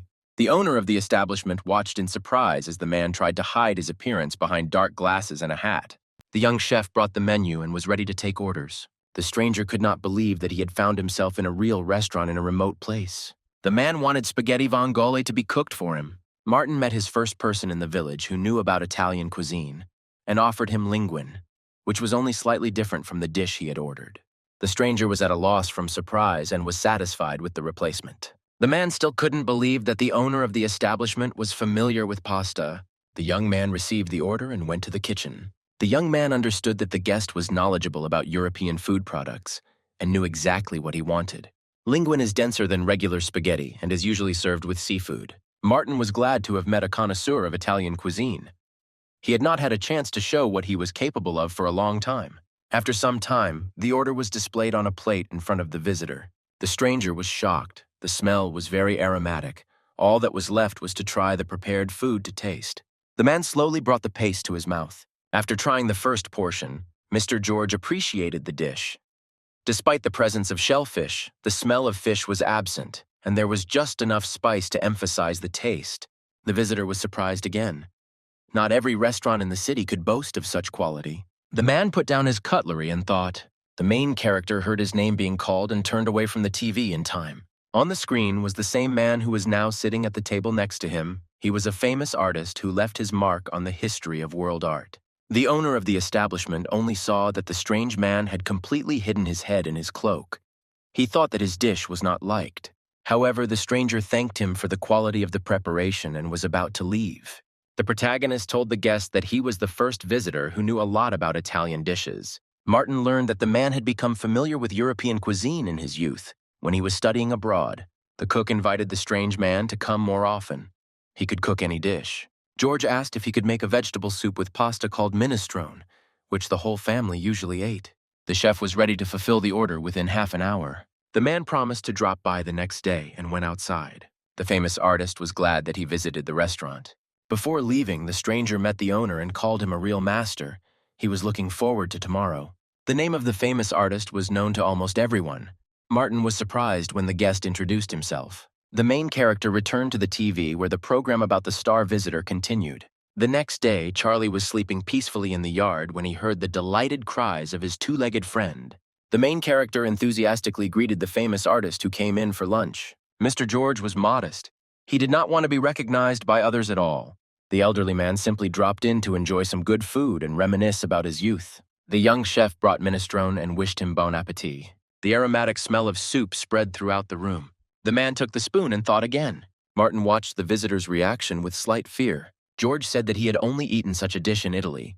The taste was real, but his look was sad. The man remembered the distant years when he went abroad to study in pursuit of his dream. The student did not have enough money, so he tried to do any work to buy brushes and paints. The young artist was forced to eat only pasta. When the young man managed to sell his painting, he would throw a party and go to the same small restaurant. At that time, a plate of vegetable soup was a treasure for him, which he could order from a formidable silent waitress. After some time, the aspiring artist received a lucrative offer and left the country, and from then on, he avoided Italian cuisine. Many years later, the famous artist realized that his past memories were dear to him, so he wanted to taste that cheap minestrone again. Martin listened with interest to the visitor's story. The man was a little upset. Now the taste of the soup seemed completely different to him. The young man was also upset. He wished his interlocutor success in searching for a past feeling. The young man remembered how difficult it was for him to survive in another country when he left to study, dreaming of becoming an outstanding chef. George thanked the guy who listened to him and got ready to leave. The young chef asked to tell what the dish looked like, its smell and features. He really wanted to help the guest.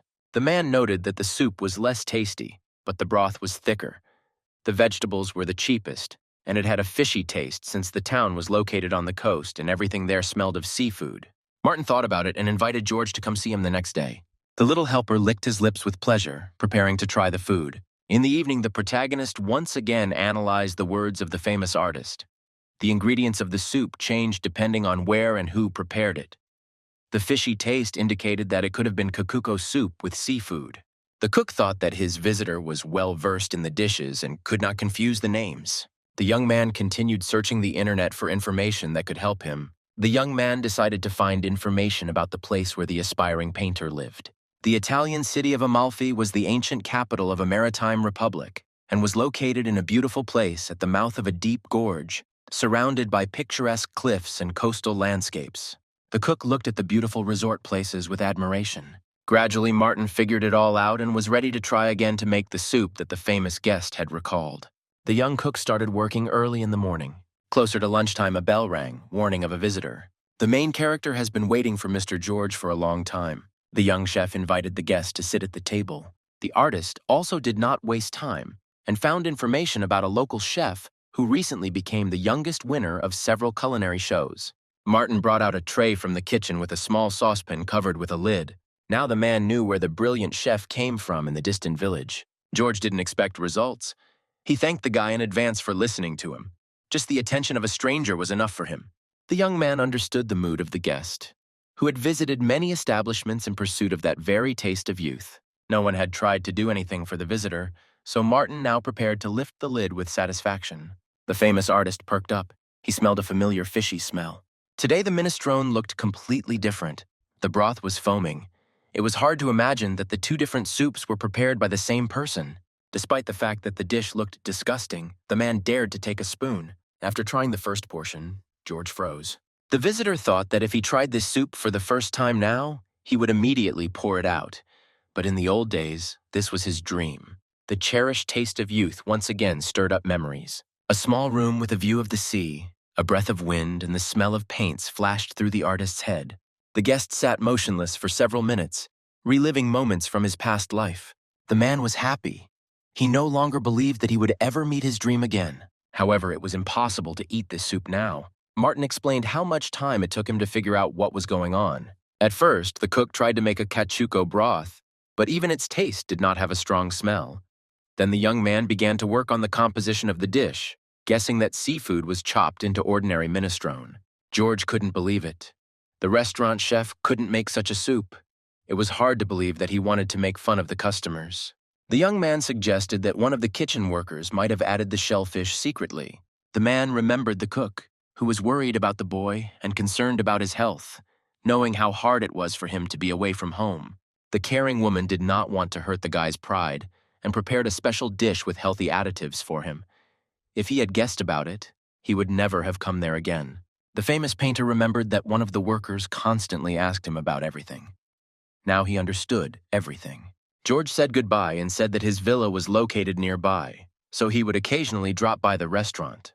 Before leaving, the man noticed the empty walls of the establishment and asked not to tell anyone about his visits. Martin was surprised by the guest's words. A cool car and a personal driver indicated high status, so George would not be able to hide his location. Suddenly, a familiar voice from behind asked about the guest. Not believing his ears, the protagonist looked back. An old friend with a suitcase stood nearby. He again did not warn of his arrival. Martin was angry at Dennis's actions.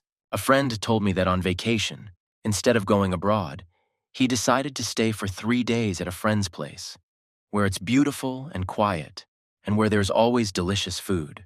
The young man appreciated the repairs that his humble friend had done. An old friend noticed a puppy sleeping peacefully on his soft bed in the room.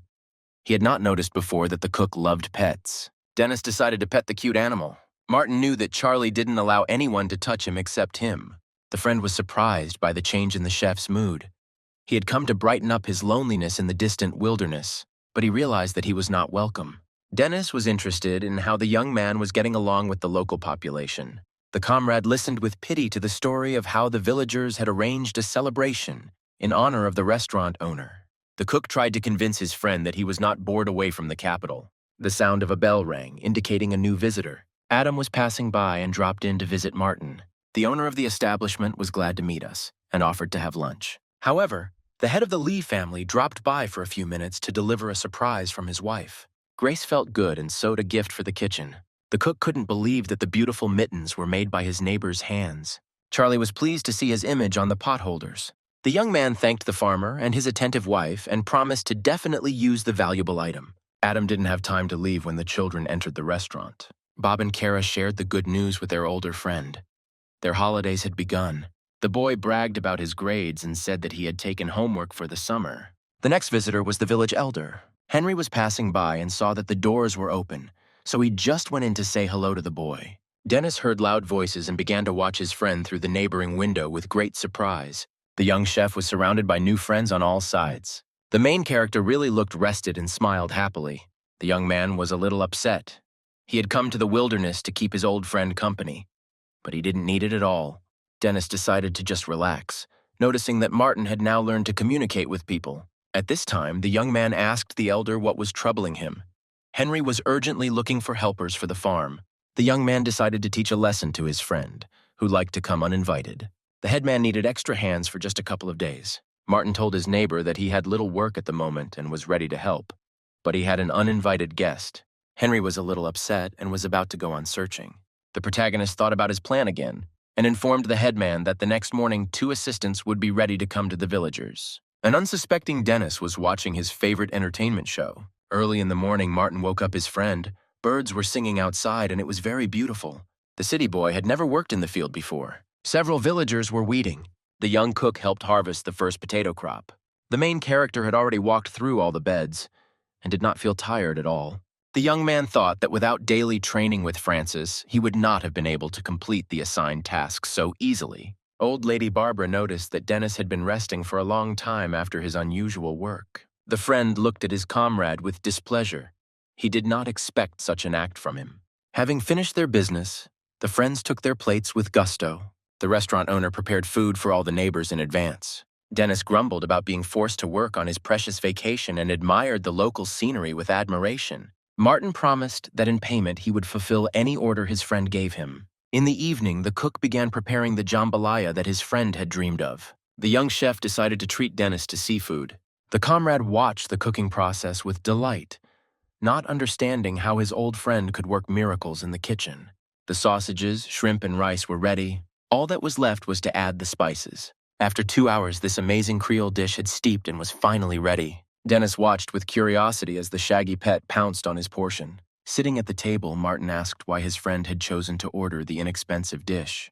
The young man remembered their first meeting when a modest guy came to visit him. The chef's apprentice refused to go to the cafe and suggested cooking something tasty at home. Then Dennis was surprised that the guy quickly made a gorgeous dish from a modest set of products. Now everything looked even better, and the friend believed that Martin would do well and be successful. The young cook told his friend the good news. His sense of taste was gradually returning. Dennis enjoyed the food he had prepared and couldn't believe his friend's words. The old comrade sat at the table, sharing their impressions. The young man thought that it would be really good to recover in a distant village, and suggested that Martin return to the capital after his recovery. The furry assistant heard the news and looked closely at the cook. The main character thought about it. He was not ready to go back to where he was constantly scolded and insulted for an unknown reason, so at first he was afraid of the city, but now he began to like living in the wilderness. Dennis understood the cook's condition. They had been together for several years. A friend advised Martin to take his time and continue his rehabilitation. A friend suggested celebrating a quiet country life. The cook was glad that he had a friend who understood and supported him. The friends raised their improvised glasses, or rather cans of beer, and drank to the bottom. The whole night, the young men reminisced about past years and laughed merrily. The next day, Dennis left, and the young cook again went to another world, which he told no one about. This time, the knight captain demonstrated sword-fighting techniques. Training took place almost every day. Despite the fact that the young man had become stronger, Francis easily managed to knock the weapon out of his hands. The guard praised his friend for his tenacity and persistence. However, Martin doubted that he would be able to last more than 5 seconds in the fight. Suddenly, Francis heard some strange sounds in the forest and looked towards the thicket. Liam came out into the clearing with his ward. Luna was glad to meet a man. The knight captain made sure that the young cook was familiar with the beastman, and the chieftain's assistant greeted the unfamiliar warrior. It suddenly turned out that Martin was the only one who understood the language of the half-beasts. The others needed a translation artifact to talk. Liam asked his new acquaintance to clarify what the man had told him. The young man was taken aback. He had never even thought about why he understood other people's speech. Francis decided that the beastman had come to the cook for a reason, so he suggested finishing the training. The captain of the knights said goodbye and went home. Martin asked Liam what had happened and why they had come. The bodyguard replied that his little charge was bored and wanted to see a person. When asked about the sword, Martin said that the warrior began teaching him martial arts as a token of gratitude for delicious food. Liam walked thoughtfully around the clearing. He too received treats from the young chef. The protagonist watched the half-beast with apprehension. Finally, the assistant of the leader of the beastman tribe returned. He considered that he should pay for the pleasure at least twice and repay the kindness with kindness. Martin tried to refuse, sensing something bad was going to happen. He shared the food free of charge without expecting any payment for the treats. However, Liam was persistent. He also wanted to teach his new acquaintance the martial arts of his tribe. The young man was very upset. He had enough stress from training with the sword, but he did not want to offend the half-beasts. Luna's bodyguard was ready to conduct the first lesson immediately. Martin had to get down on all fours. Walking on all fours was the basic rule of the race. Until the morning, the main character could not fall asleep after jogging in an unusual position. His body ached much more than after training with the knight. Charlie was nearby trying to help his poor friend. The young man could not move. Every muscle was shaking from the strain. A new day dawned. Martin rose with difficulty and tried to stretch his aching body. The furry friend licked his sore muscles all night long. His saliva really did have healing properties. The protagonist thanked the assistant, thinking that his human dignity had been broken. It was time to clean the kitchen and take stock of the food. The cook thought about the fact that the beastmen do not use spices at all. The young man remembered the terrible smell that had filled the werewolf village during the feast. Charlie also agreed that eating tasty meat was much more enjoyable. Martin thought about teaching his new friends how to cook properly. However, it was inconvenient to bring spices to another world every time. So, the young chef decided to find a solution to the problem on the spot, and went to visit Francis. The small town welcomed the night captain's friend. The main character did not expect to be greeted with such honors. The man was glad that Martin visited him, but in his heart he was offended that the guy had been in the settlement of another race before the people. Francis and his guest walked through the line of knights greeting the unfamiliar guest. The guard said that he held a high position in his city and was ready to meet the young man with all the honors. He had something to show at home. Suddenly a strange man appeared on the parade ground. A man with a gray beard and a hood hiding his face became interested in the boy he had heard about from the stories of the older knight. Francis greeted the old man. Martin was surprised. He wanted to see the stranger's face. As if hearing the young man's thoughts, the mysterious man removed his hood. The main character guessed who was in front of him by his clothes, staff, and beard. The real magician stood opposite the young cook and looked at the guest. A wizard named Janus greeted Martin and decided to show him his abilities. The sorcerer began to launch fireworks using his staff. Those around watched the fireworks with delight. But it was difficult to surprise the young man with something like that. The capital often hosted celebrations with numerous volleys and amazing lights. Martin compared the miracle to an ordinary sparkler. The magician noticed that the guest was not very surprised by what he saw. Francis and Janus suggested that the guy take a look at the city. In order not to attract the attention of passers-by, the young man had to change into local clothes. The captain of the knights knew why the young man had come, and let him go with the sorcerer to the market, going about his business. Martin looked with admiration at the numerous fruits and vegetables that were slightly different from the plants he was used to. Before leaving, Francis warned the young man that he would come for him to a party he was throwing in honor of a friend at his home. The main character walked through the rows with great surprise. He could not have imagined that the local bazaar would be so big. The chef's attention was drawn to an item that looked like a hot pepper. Martin smelled the green stuff and couldn't figure out where it could be used. Janus rushed to help. This product could be used as a vegetable. The captain of the knights specially sent the magician along with the guest to avoid possible conflicts and misunderstandings. The faithful shaggy assistant did not lag behind his friend and followed him everywhere. At first, the young man was surprised by the chief guard's decision to give him an escort. The old man asked the seller to pack the edible item called frames that interested the young man. The young man looked at the package with curiosity, not yet understanding where he could try this vegetable. The young chef wanted to go further for spices and herbs. Having walked around the entire market, Martin and the sorcerer decided to take a rest. The young man held a large bag with food that was valuable to him and thanked the old man for his help. The chef was already dreaming about how he would experiment with new flavors. Janus couldn't understand why the guest needed so many spices. The main character said that he was not going to write scientific articles, but simply wanted to teach and feed his friends, but first try new tastes himself. The magician listened thoughtfully to the guy's words. The white wolf cub was also tired from the long walk and was sleeping peacefully on the bench. The main character prepared for the journey, so he took a supply of food with him. Martin opened the container and offered Janus a snack. The pancakes looked very appetizing. The old man could not refuse the tempting offer. The magician carefully took one envelope. Having put the pancake in his mouth, the wizard froze. He had never experienced such a taste in his life. The protagonist watched the reaction of the attendant. Janus happily asked for another piece. The elder was surprised by the smell and taste of unknown vegetables that were baked in a delicate, thin dough. The sorcerer ate, and Martin inquired why Francis had ordered that he be accompanied into the city, thinking that the main reason might be thieves or robbers. The magician didn't have time to answer. Suddenly, Charlie woke up and growled. Janus said that white wolves are ancient noble animals, but there are creatures that do not respect them, including people. One of these was the chief bishop Charles, who happened to be passing by at the time with his assistants. The priest stopped to greet the strange company. Charles was surprised. In recent years, the magician practically never left his laboratory. He was even more amazed by the presence of the wolf cub. Janus said that he loved to walk in the fresh air, and he was also interested in what Charles was doing at the market. The main character watched the conversation between two high-ranking officials with excitement. At the moment, the bishop was interested in who was the owner of the white predator. Charlie growled menacingly. Martin felt that he had already been in a similar situation in the village of Beastmen. In the werewolf settlement, aggression was directed at the guest. The governor could not accept the presence of a human in his home. Now the young man understood that the church ministers were afraid of his shaggy friend.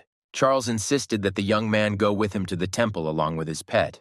The magician intervened in the conversation and warned the bishop that the young man was a guest and friend of the captain of the knights, to whom he was currently showing the city. The priest was amazed that the sorcerer himself was personally accompanying the stranger. The assistant confirmed the wizard's words. The young man really did look like the man who had been greeted by the squad of knights that morning. Martin held his shaggy friend tightly and watched his interlocutor's reaction carefully. The bishop apologized and suggested postponing the meeting until another time if such an opportunity arose. The magician sat calmly on the bench. He understood that he had done an excellent job with his task.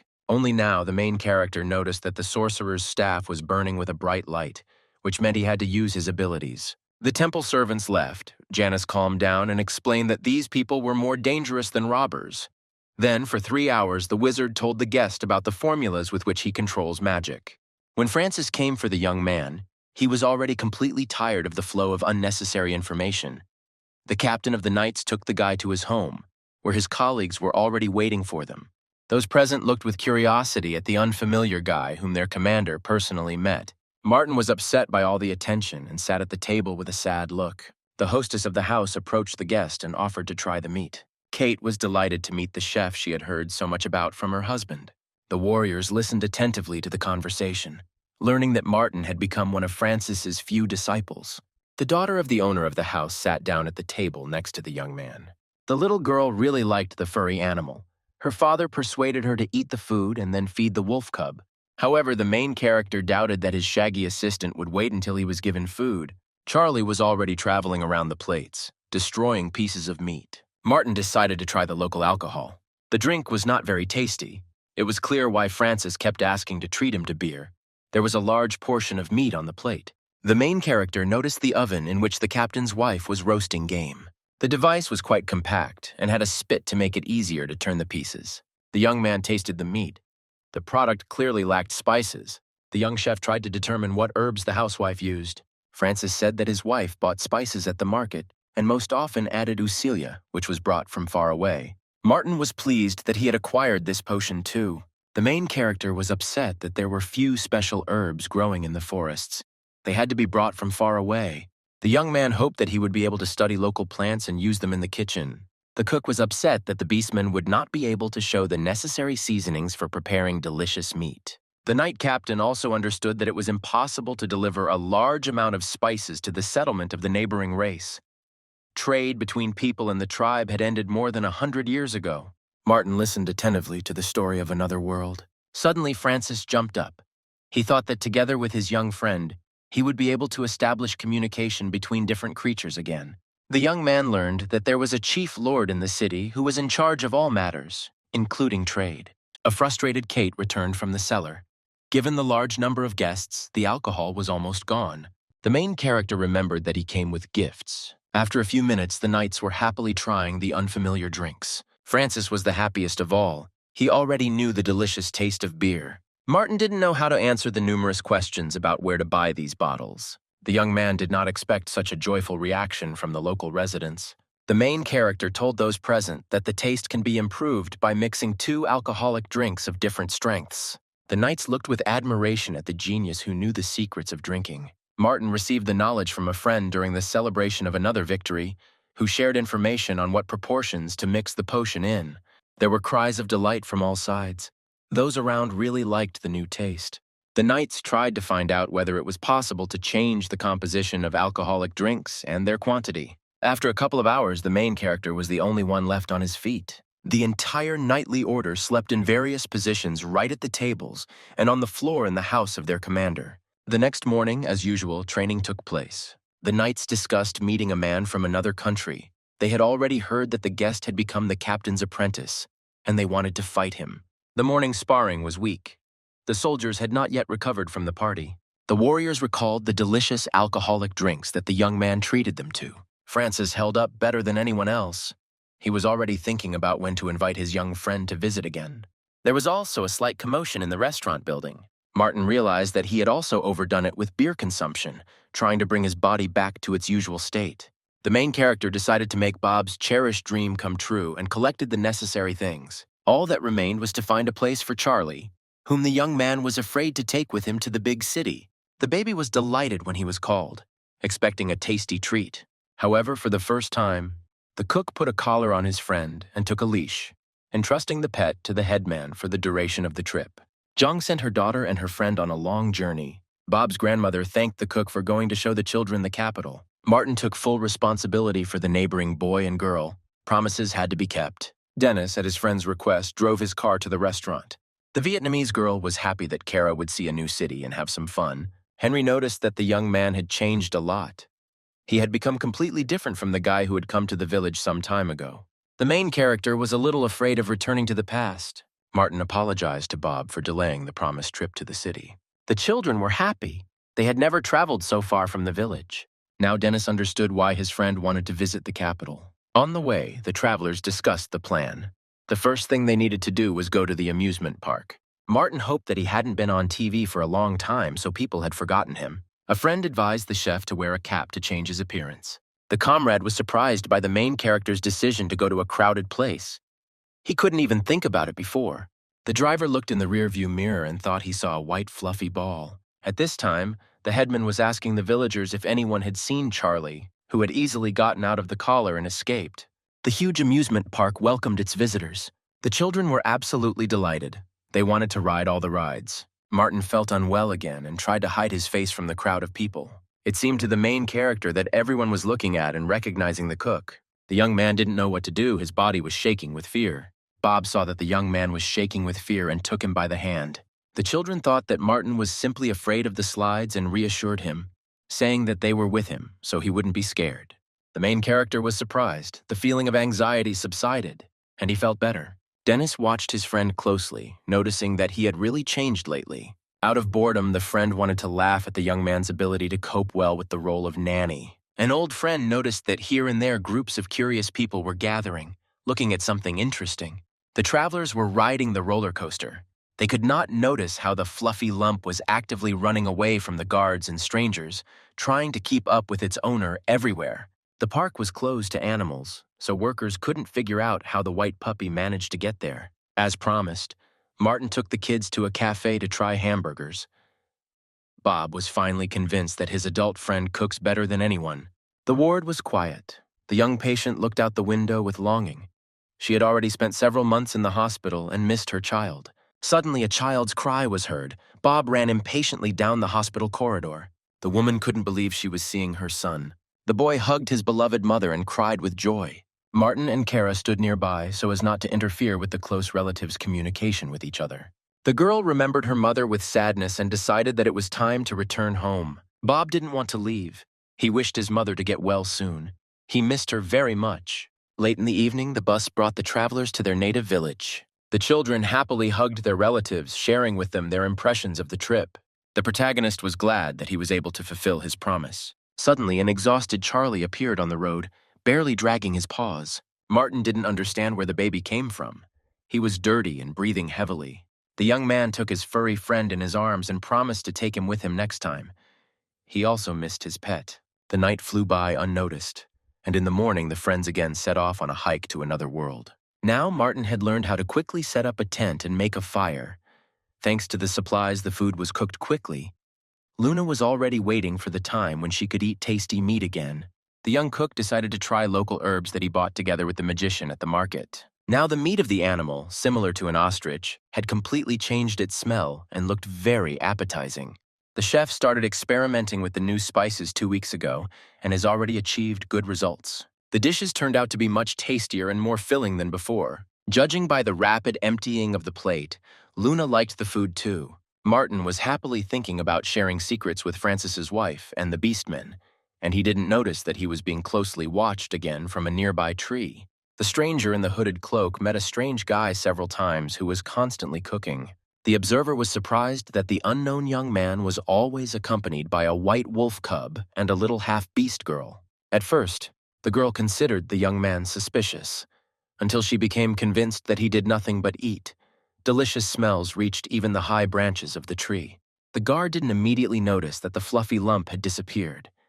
He could easily have found her, given his origin. The stranger did not have time to hide.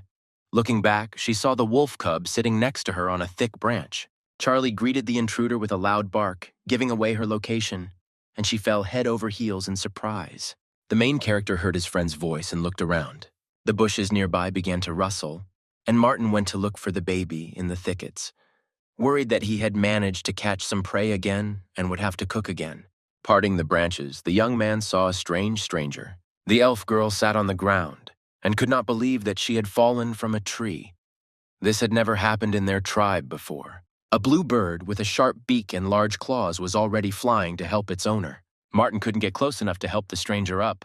The girl's name was Abigail. She was very upset that the man saw her from a weak side and asked not to tell anyone about the meeting.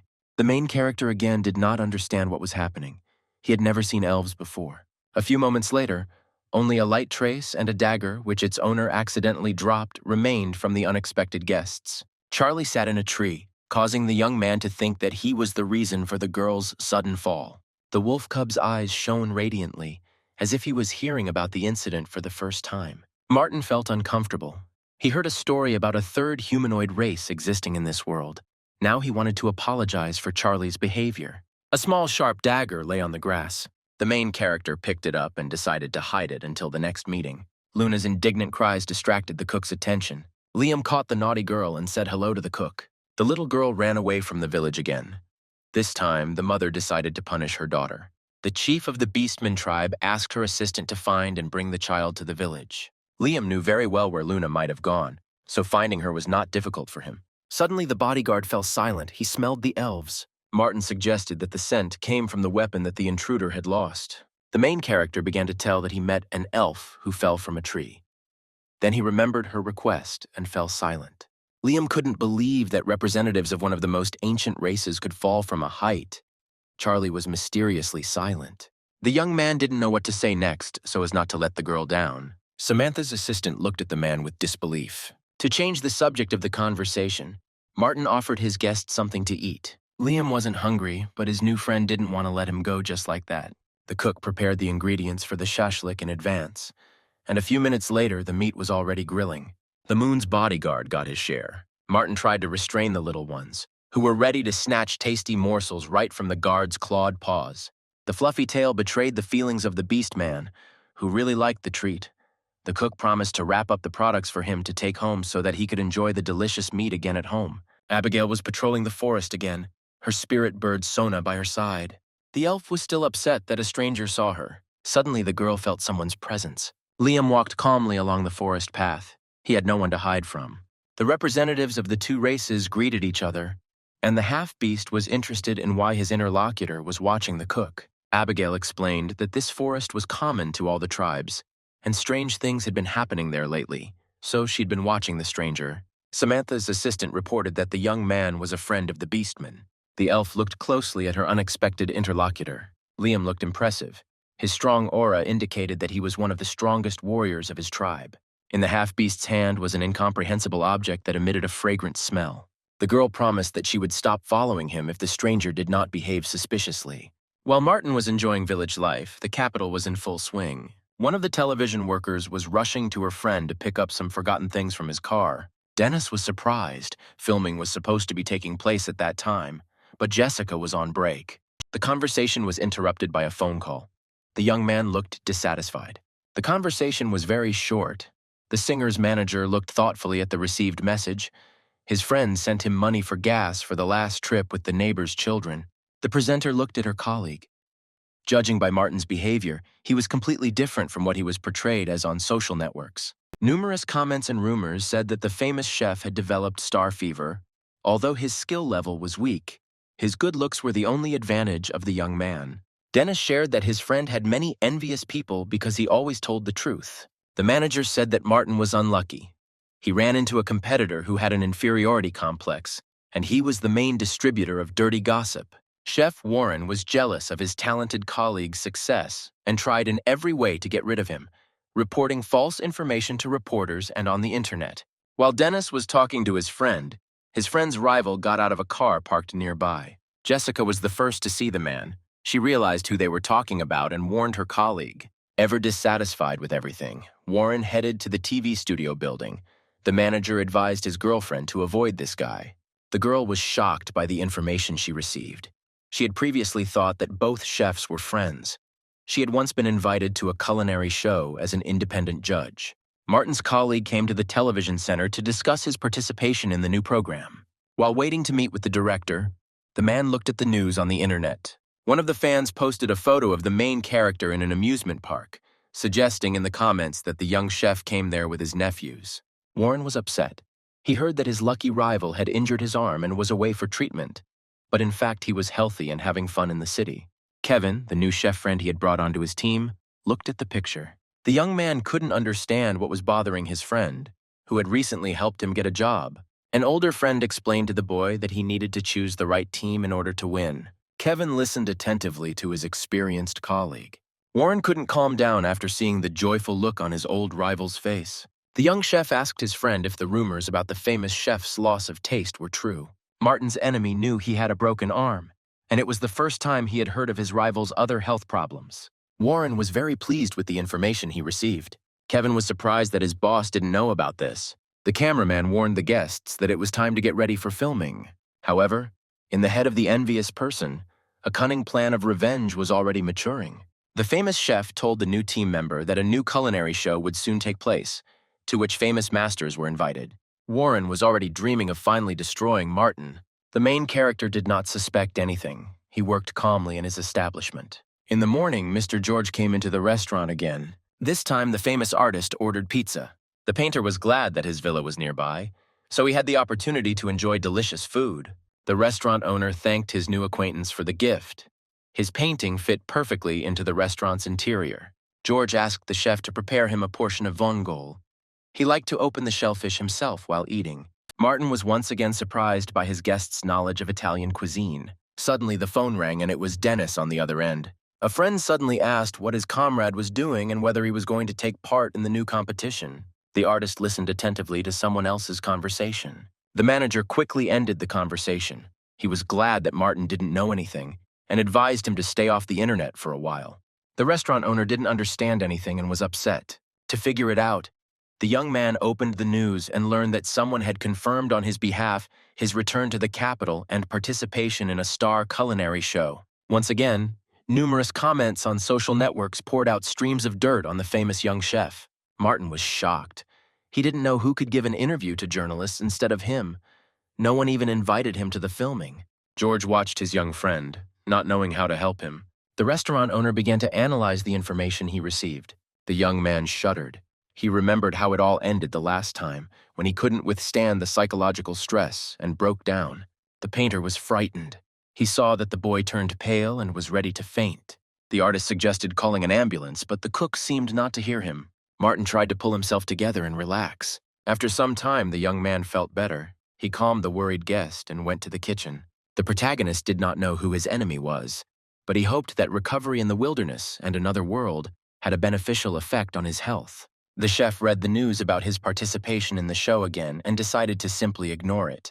The chef promised the visitor to make an order within half an hour. However, George still didn't like the look of his new acquaintance. The artist could not understand what could have frightened and upset the young restaurant owner. After seeing off the guest, the main character went on a camping trip to rest. Martin looked at the starry sky and tried to calm himself. In the afternoon, Dennis called and said that the police promised to look into the matter and find the person who published the article, and the press was also preparing a refutation of the rumors. The cook sat by the fire and thought that he had at least one true friend who had supported him more than once in difficult times. To finally distract himself from his thoughts, the main character began to count the stars. Martin was distracted by the noise. His tailed friend had returned from hunting. The prey was very small for Charlie. He easily dealt with the giant predators that lived in these places on his own. This time he had a small bird in his teeth. A frightened Abigail ran after the wolf cub. The elf was very worried about her feathered companion. Martin was forced to apologize for his shaggy assistant. The girl was surprised that the man also had the ability to see spirits, just like the white wolf. Abigail knew that few people were given such opportunities, and she couldn't believe that the stranger was not lying. The main character did not understand what was being discussed. he saw a small blue bird with a long beak and wings, which the guest called Sona. The elf still knew nothing about the suspicious guest. Martin remembered something and reached into his backpack. The young man returned to the girl the dagger that she had lost during her unexpected fall from the tree. Abigail thanked the stranger. She was starting to like him a little. The new acquaintances began to talk, and the bird carefully hid behind the back of its owner. The main character offered to treat the guest to meat, but she ate only plant foods. Martin didn't want to let the girl go and decided to quickly cook the vegetables. Within minutes, the shiny lumps were baking in the flames of the fire. Abigail looked at the strange object the young man handed her with disbelief. A small hot metal ball lay on the palms of his hands. The cook removed the foil he had used to prevent the potatoes from burning. The elf saw such food for the first time. The strange delicacy gave off an appetizing smell, and a little oil made the vegetables softer. The girl couldn't resist. The delicious aroma spread around. The guest carefully took a small piece into her mouth. Abigail immediately appreciated the sweet taste, which she really liked. Until now, the elf thought that human food was sharp and disgusting. The shaggy assistant was actively destroying the baked potato, dreaming of a piece of meat. The guest thanked the young man for the treat. They had a similar vegetable, but it was not as tasty as this dish. Martin was absent-minded. He hardly heard what the girl was saying. The protagonist apologized and asked to repeat what Abigail said. Only now did the elf notice that the man's behavior had changed today. It was clear that something was bothering him. The young man was thoughtful and quiet, simply looking at the beautiful scenery around him. Abigail sat down by the fire to ask the stranger about his problems. Martin shared his thoughts with his guest. The cook didn't like the rumors that were constantly spread about him. He couldn't understand who hated him and why. The representative of another race listened attentively to the incomprehensible words about another life. The main character said that he hid in the wilderness to avoid gossip and envious glances. The girl told her new acquaintance about the trials that elves must go through to become adults. The initiation ceremony is very difficult for young individuals. Members of the race live very long lives, during which they have to experience many difficult events. Abigail said that each of them has moments when the pain becomes unbearable. The guest approached the lake and took a sip of water, the elf thought, remembering her years. The girl looked at the stars. The main thing for her and the others was the strength to face this pain. Abigail was glad to share her knowledge with her new acquaintance. The main character realized that even if he ran away and hid, the problem would not go away. At parting, the guest expressed hope that the young man would not give up everything he had worked for many years because of someone else's opinion. The elf thanked the cook once again for the treat and said goodbye until the next meeting. Martin was left alone, pondering the girl's words. The young man understood the meaning of the ceremony and decided to act. The young man woke up his little friend. He had to return home urgently. The protagonist was ready to accept the challenge and go to the show. There was a real commotion in the television studio. David, the chief director of entertainment programs, was shocked. The composition and program of the culinary competition were still in the development stage, but journalists had already published the list of participants. The executive assistant suggested trying to call Martin to invite him to the show. David knew in what condition the famous chef left town after numerous rumors. He was very worried about the guy and had not yet managed to contact him, doubting that the chef would want to become the object of unfounded criticism again. The upset boss's thoughts were interrupted by a phone call. The producer jumped in surprise when he saw the subscriber's name. David took the phone with great excitement and greeted Martin. The assistant listened attentively to his senior colleague. He really wanted to watch the competition between two outstanding chefs. The director continued the conversation, his voice calm and friendly. After finishing the conversation, the young man was so excited that he couldn't speak for a few seconds. The star chef had no intention of suing the company over false information and confirmed his participation in the competition, agreeing to meet in a few days. The main character returned to the capital again. Martin walked to the meeting place that David had appointed for him. The producer personally came to pick up his old friend. The director thanked the chef for agreeing to perform at the competition. He could not believe his happiness and already began to think about raising the company's rating. The chef ordered his assistant to take the chef to a beauty salon as a gift before filming. Martin could not understand that David had decided to attract the attention of a wide female audience who liked the sweet face of the young master. All the TV studio staff and guests were eagerly awaiting the start of the competition. It was an anniversary show. Only 2 teams of cooks were participants. They included specialists of different levels and degrees of skill. Warren was confident of victory and gave instructions to his most junior colleague. Kevin, Like his older friend was surprised by the appearance of his main competitor, the young man was upset that he had participated in the preparation of a critical article about the famous chef. He did not expect that it would be published immediately.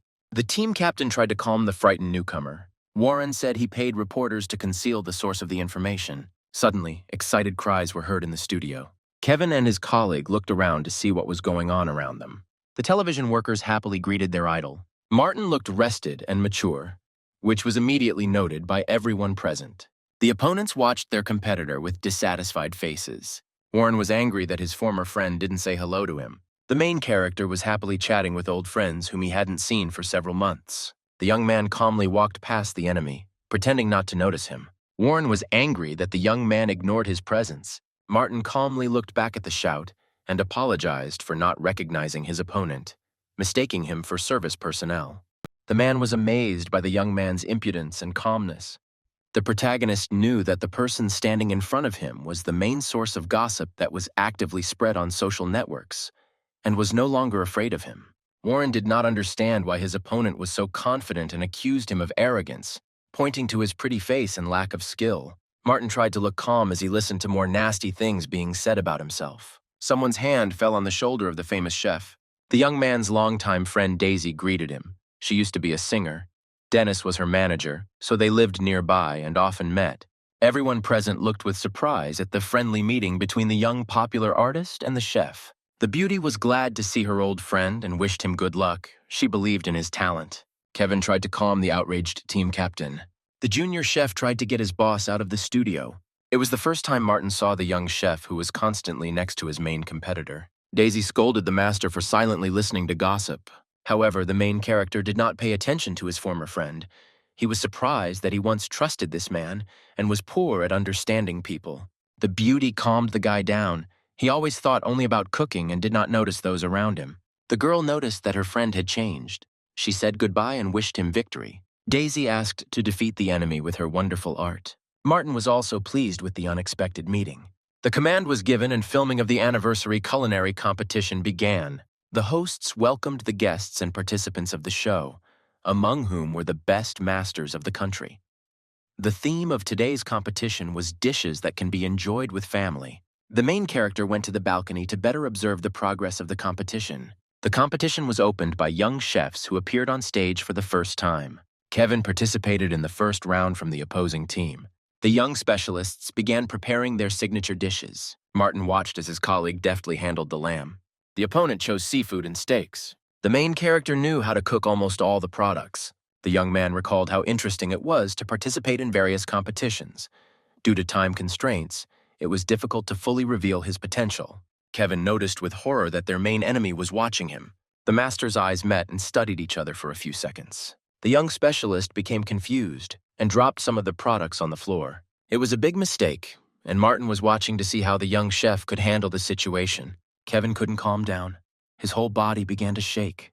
The young man tried to concentrate. It was time to fry the meat. The main character watched the young masters with interest. The young man felt eyes on him, fearing that the famous chef knew that it was he who, at Warren's request, prepared the article for which he was accepted into the competition.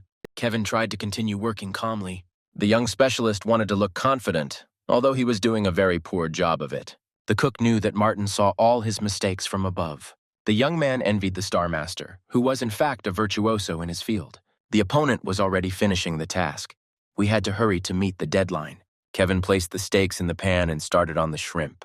The main character was upset. The rival completely forgot about the fire. By the time Kevin smelled the oil, it was already burning. The young master was in a hurry and made mistake after mistake. Martin already knew who would win in the first round. After the defeat, the upset young man sat in the hall. Kevin recalled with regret the jury's assessment of the results of his work. The top critic noted that the steak was terrible, raw inside, and the lobster was very tough. As a result of the competition, the other team won. Warren went on stage and scolded his younger colleague in front of everyone. The captain said that the young man had no culinary talent at all and disgraced him. Kevin was ready to cry. His competitor's calm voice surprised him. Martin walked up to the guy and offered him a drink, trying to support the newcomer. The young chef was not prepared for his dishes to be judged at a professional level.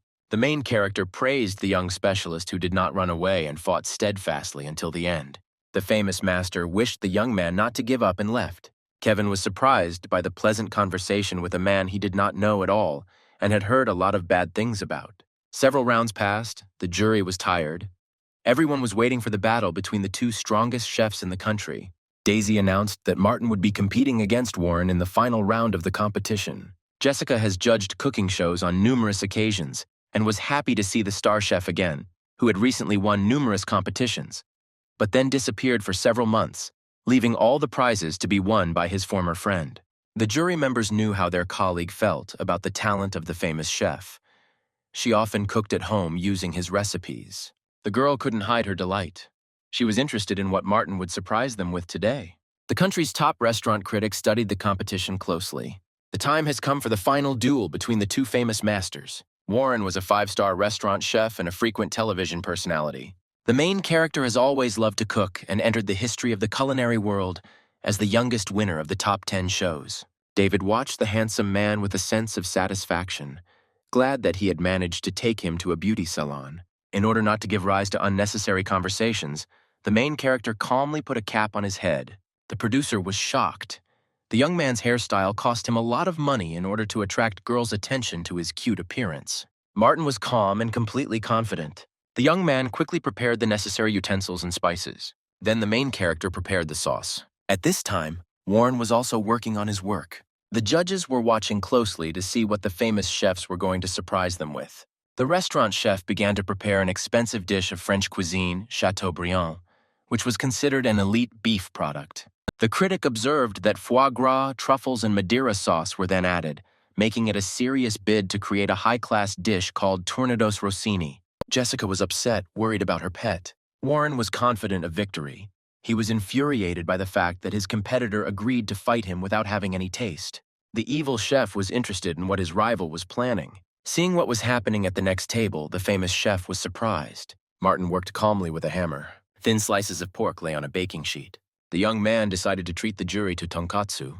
The judge couldn't believe her eyes. It was a typical Japanese dish. The girl could not understand why the young man chose this particular menu. Jessica hoped the dish would be more presentable and would be easy to give a high rating. A large screen showed the jury and guests the process of preparing the products, and the entire country watched the final with bated breath.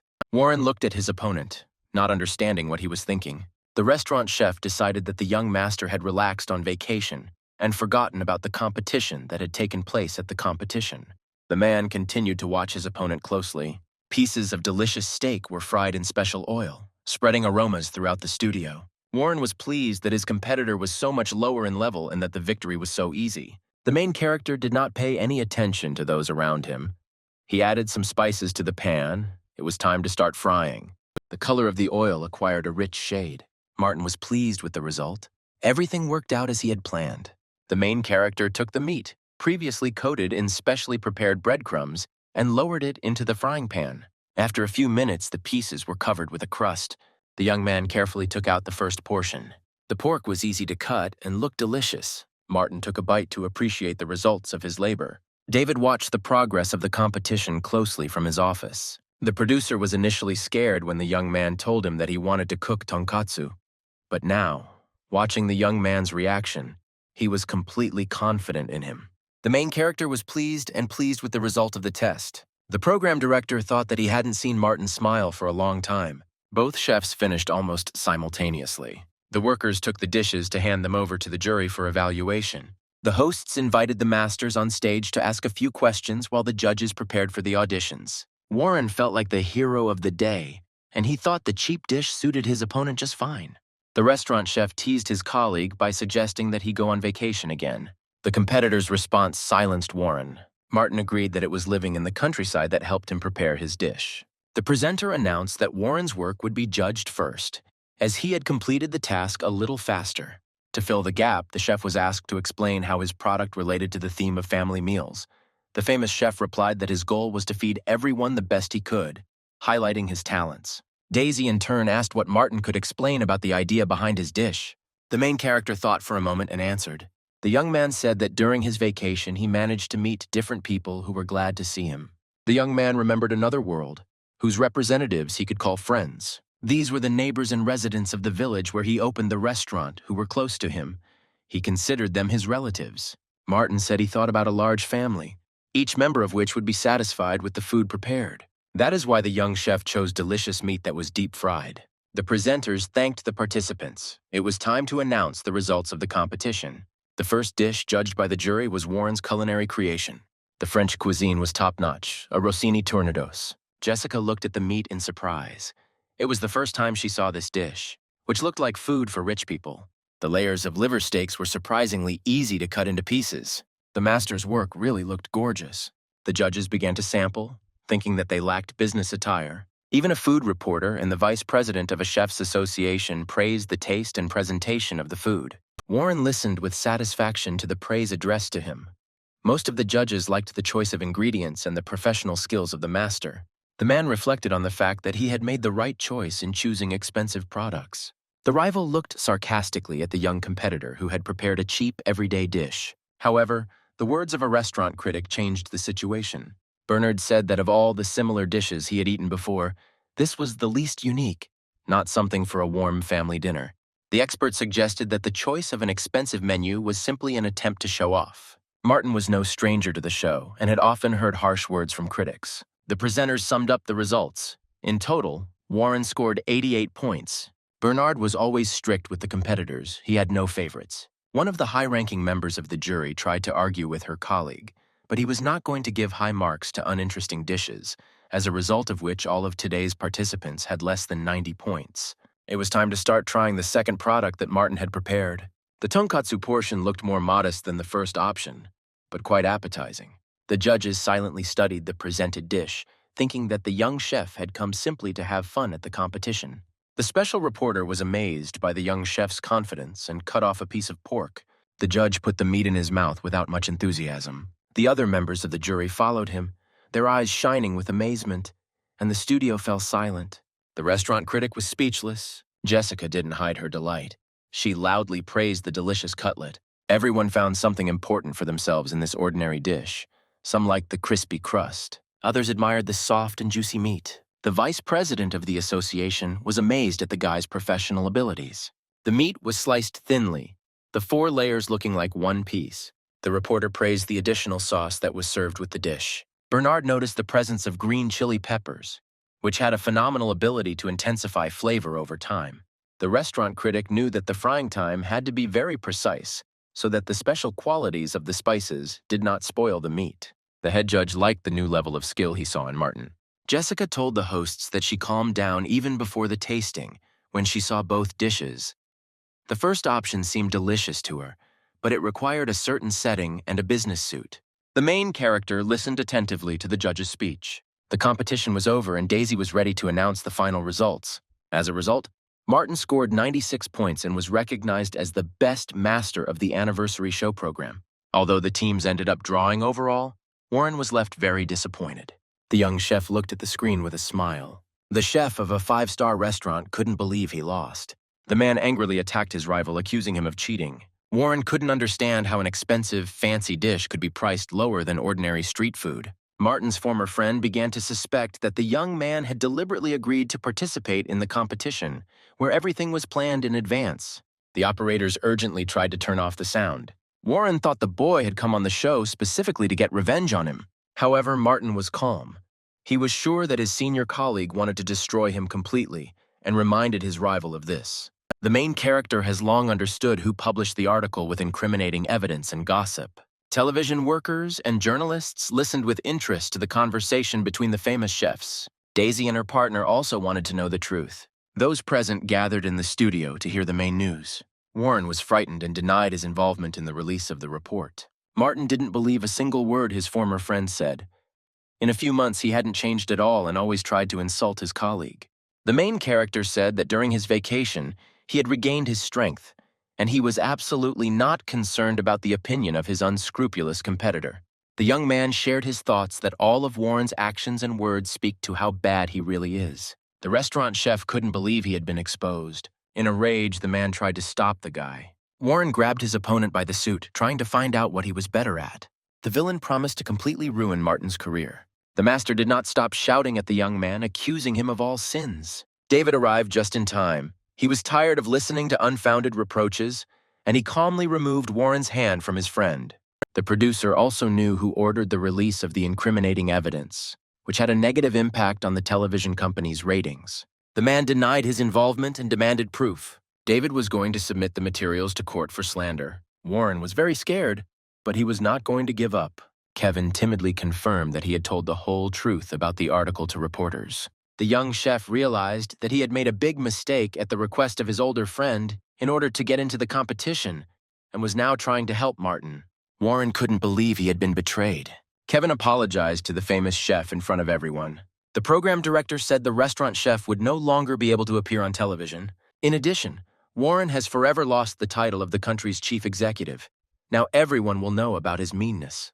The TV studio workers and guests dispersed, leaving the former celebrity behind. The competition ended. David thanked Martin for his participation and apologized to him. The main character did not blame anyone. Thanks to gossip, he got the opportunity to leave the capital and become a better person. The famous chef looked at the schedule. It was time to return home to the village. The director suggested that he stay in show business. The young man was not ready to leave his friends. The producer understood that the star chef had not yet fully recovered from the previous attacks. However, Martin did not want to return to the capital for another reason. He liked his new life. David looked at the modest guy with disappointment. The main character looked back at the farewell. He did not know when he would come to the city next time. The program director had never seen the young man so happy before and wished him good luck. It was time to look into another world, which the young man had not been to for several days and had already begun to miss. Everything was different here. Huge hares with pumped-up muscles were jumping through the forests. The little birds made their sounds and were not afraid of people. The animals lived in harmony with each other. Even the cats looked different, although they still meowed. In another world, there was a life of its own, sometimes quiet and calm. The main character was glad that he once managed to get to this mysterious place. The day came when Martin was ready to share his knowledge of local spices with the beastmen. First, he decided to teach the culinary arts to the most talented of the tribe. Training several representatives proved more difficult than the young chef had expected. The students were more interested in the food itself than in its preparation, and the science was difficult for the young individuals selected by the leader to grasp. Martin understood that everyone was still far from using seasonings. First, they had to learn how to use fire correctly so as not to burn the meat. The main character, together with his tailed assistant, decided to start with the simplest skills, promising the students not to let them go home until they mastered the new science. Each of the 3 half-beasts received a piece of pork, and it was necessary to fry the meat a little in a frying pan. However, some managed to stick a piece into the fire. Martin scolded his charges, trying to explain how to complete the task correctly. Charlie helped his friend with a serious look and kept an eye on the pots. The wolf cub growled to express his displeasure and called the master. It would be easy to add other game to the pot along with the pork, so that there would be more food. As soon as the main character turned away, chaos began. Only little Sasha quietly made a fire and was already throwing spices into the cauldron. Martin looked closely at the cat's actions. A fragrant broth was boiling in the saucepan. The cook noticed that the girl did everything he told her to do correctly. The little girl seemed very familiar to the young man. He remembered that it was she who won the honorary prize and received the title of leader of the hunters during his first visit to the village of Beastmen. Sasha saw a teacher nearby and got scared. The main character praised the obedient student. The meat was cooked and looked very appetizing. Another student, who looked like a small puppy, began to reflect on the fact that the process of proper cooking takes a lot of time. The teacher did not let him continue the topic and put a piece of delicious pork in his mouth. Overall, the dish turned out well and was almost completely ready to eat. Martin put his glasses aside. It was time for the most important thing. The main character showed everyone a fruit that grew in the local forests. The kids were surprised to see the thornberry, which they often ate. Now the cook knew what this plant was called. The students had to learn how to cook delicious soup. The cook began to tell what products were needed for the soup. The dish was easy to prepare, and you could add almost anything to it. The mysterious fruit combined the taste of tomato and basil, which made it very valuable in cooking. The students were happy that they often cooked soups at home and knew a little about how to prepare them. Martin decided to make the task more difficult. Now he had to get a score from the judges. The young man introduced the members of the jury. Strict Liam, who kept order, and the almost always hungry wolf cub were ready to take a sample. The students were a little scared by the teacher's decision. The young man prepared portions in advance and fed his friends so that the judges would know what the taste should be. Martin reassured the children, convincing them that their option would be better. It was time to start preparing a new dish. The teacher poured some oil into the frying pan and chopped the onion into it. After it turned golden, it was time to add the meat. Then add whatever vegetables you have available. The main ingredient is the thornberry, which needs to be peeled and placed in a frying pan. All that was left was to pour the bone broth over everything, add spices, and simmer for a bit. The resulting dish was very aromatic and looked attractive. Martin showed that making a delicious soup is very simple, and gave the students time to complete the task. An hour later, the main character asked to present his pots to the jury. The students excitedly brought the prepared dishes. Liam eyed the first portion warily. Charlie also got some soup in his bowl. The wolf cub sniffed the air. The smell was not very bad, so he decided to try the soup.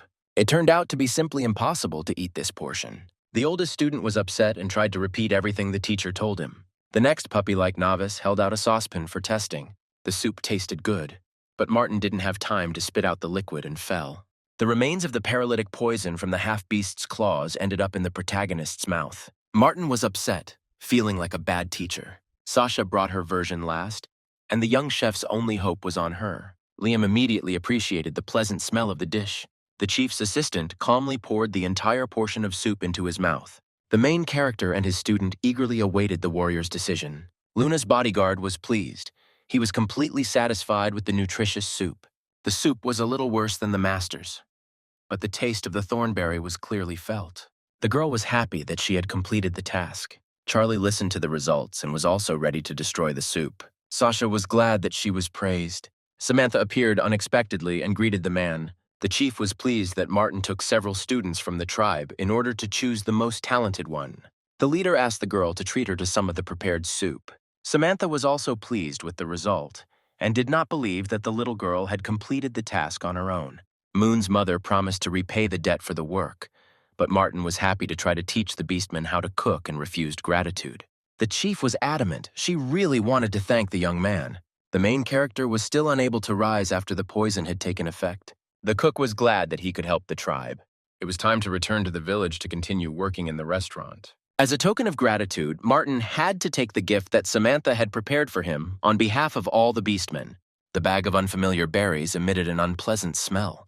The cook, along with Charlie, could not stand the stench, wondering if it could be some kind of strange revenge and not daring to taste it.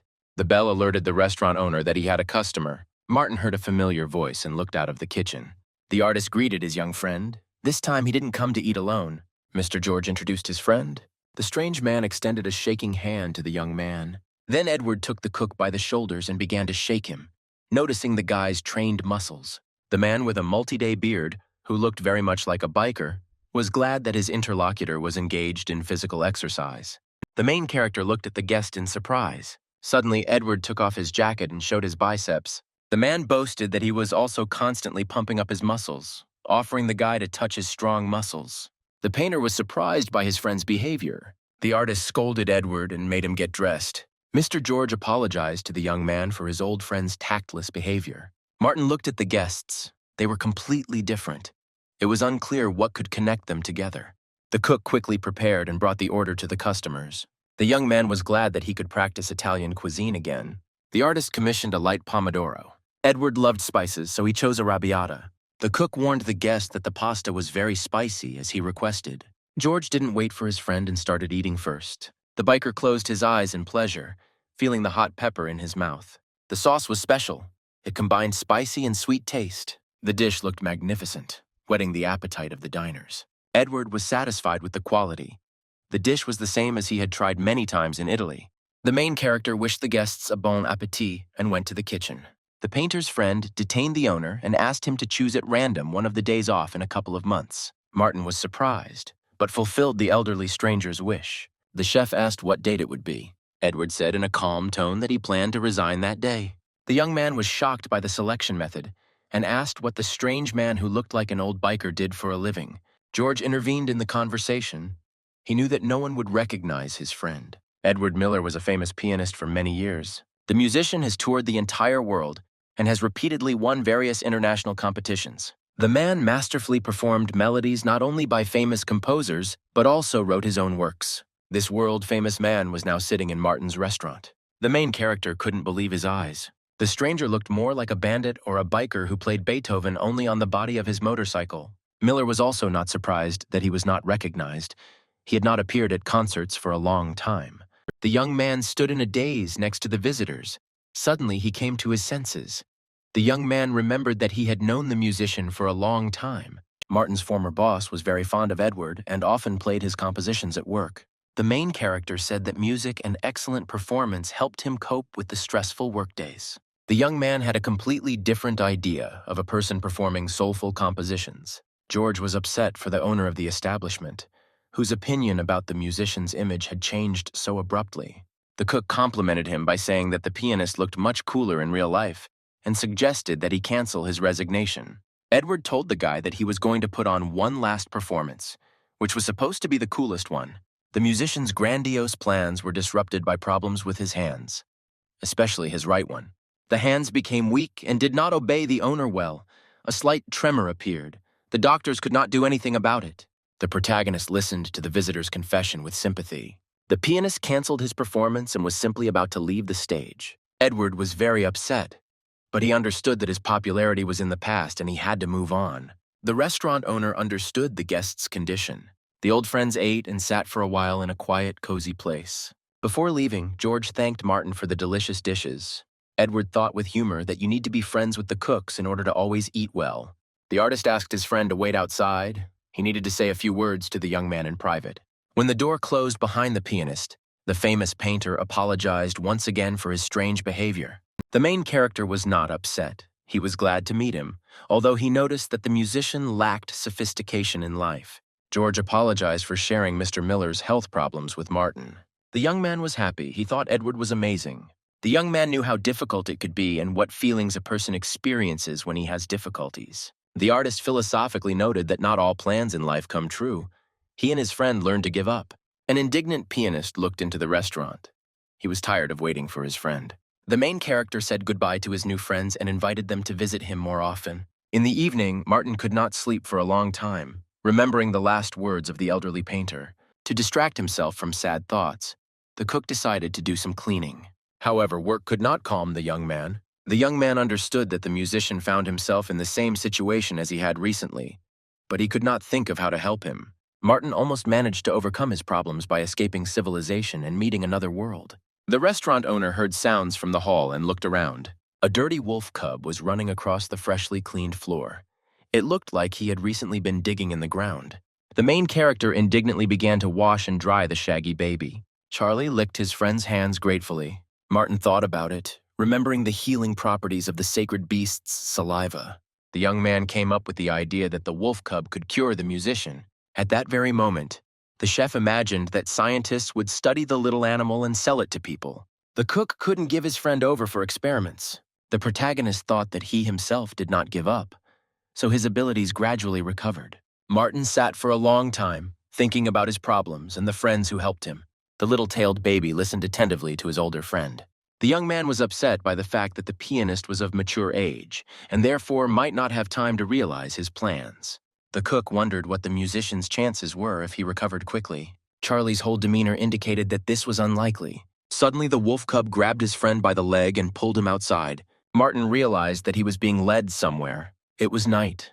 The main character was running after the baby along dark paths. Charlie stopped at the edge of the forest. It was clear that the ground had recently been dug. The shaggy friend quickly began to dig a hole. A few moments later, Samantha's gift appeared from the ground. The main character was shocked. He realized that the beast hid the berries because of the terrible smell. Martin helped his friend and pulled the bag out of the hole. The cook thought that the wolf cub had brought him here for a reason, although he knew that he would be scolded for his actions. Charlie looked at the master carefully as if trying to say something. The cook remembered that the chief of the beastmen said that her gift was a real treasure, although it had an unbearable smell. Martin thought again about Samantha's words. She mentioned that there was no such medicine in the human world. The protagonist carefully took one berry out of the bag to take a closer look. The skins opened up on their own like a flower, and the young man risked trying the core to taste, which was more reminiscent of an exotic fruit. The young man felt a wave of freshness pass through his entire body. The cook listened to his feelings. His body immediately felt light, as if he had just woken up. Martin thought that this fruit was also healing, just like the saliva of his four-legged assistant. Charlie barked happily, confirming his friend's thoughts. Now the cook understood what a treasure the leader of the tribe had given him. The problem that remained was how to give the magic potion to the musician so that he wouldn't ask about anything. The main character doubted that the pianist would eat an unfamiliar fruit with a terrible smell. It suddenly dawned on Martin that the core tasted very much like meat, so he could try making something edible. The smell can be neutralized with sauce and spices. The cook had to figure out where to put this fruit. The cook was once again amazed at the wonders that could be found in the other world. After trying out several options, the young man settled on ravioli. This dish could easily be seasoned with various spices to adjust the taste. The main character spent the rest of the night conjuring in the kitchen, and morning came. The unsuspecting famous musician was walking near his friend's villa and admiring the nature. Edward had almost resigned himself to the fact that his hands were constantly shaking, trying to hide them in his pockets. Clenching his fists tightly became a habit for the pianist. Suddenly, Mr. Miller heard his name. The restaurant owner and his furry friend were catching up with their new acquaintance. Edward was found thanks to Charlie's keen sense of smell. The musician was surprised that the young man decided to visit him himself, which meant he needed something. In response, the chef said that he had simply dropped in to visit and suggested having a bite to eat outdoors. The cook took out a container of food that gave off a fragrant smell. The pianist was surprised by the young man's unexpected offer. Martin once again offered the man something to eat. Edward could no longer refuse, feeling the wonderful aromas of the food. The main character opened the lid of the container. The ravioli were still warm and looked absolutely delicious. The musician thought that the young man decided to try out the new menu. Suddenly, Edward realized that his new friend was worried about him. The cook denied it. He just dropped by to visit with his treat. The day before, George had scolded his friend for letting the restaurant owner know about his problems, and now the musician was worried about it. Having finally decided that the last performance would not take place, the pianist took up the ravioli. Martin watched the sad Miller closely, realizing that he could not live without his instrument. The men sat on the grass and talked, admiring the local scenery. Edward admitted that he had not yet completely given up and that he really missed the piano. The musician wanted to say goodbye to everyone well at the last concert, but plans changed. The pianist understood that he would not be able to go on stage and disgrace himself, so Miller decided to quietly leave the music world. There was truly beauty all around.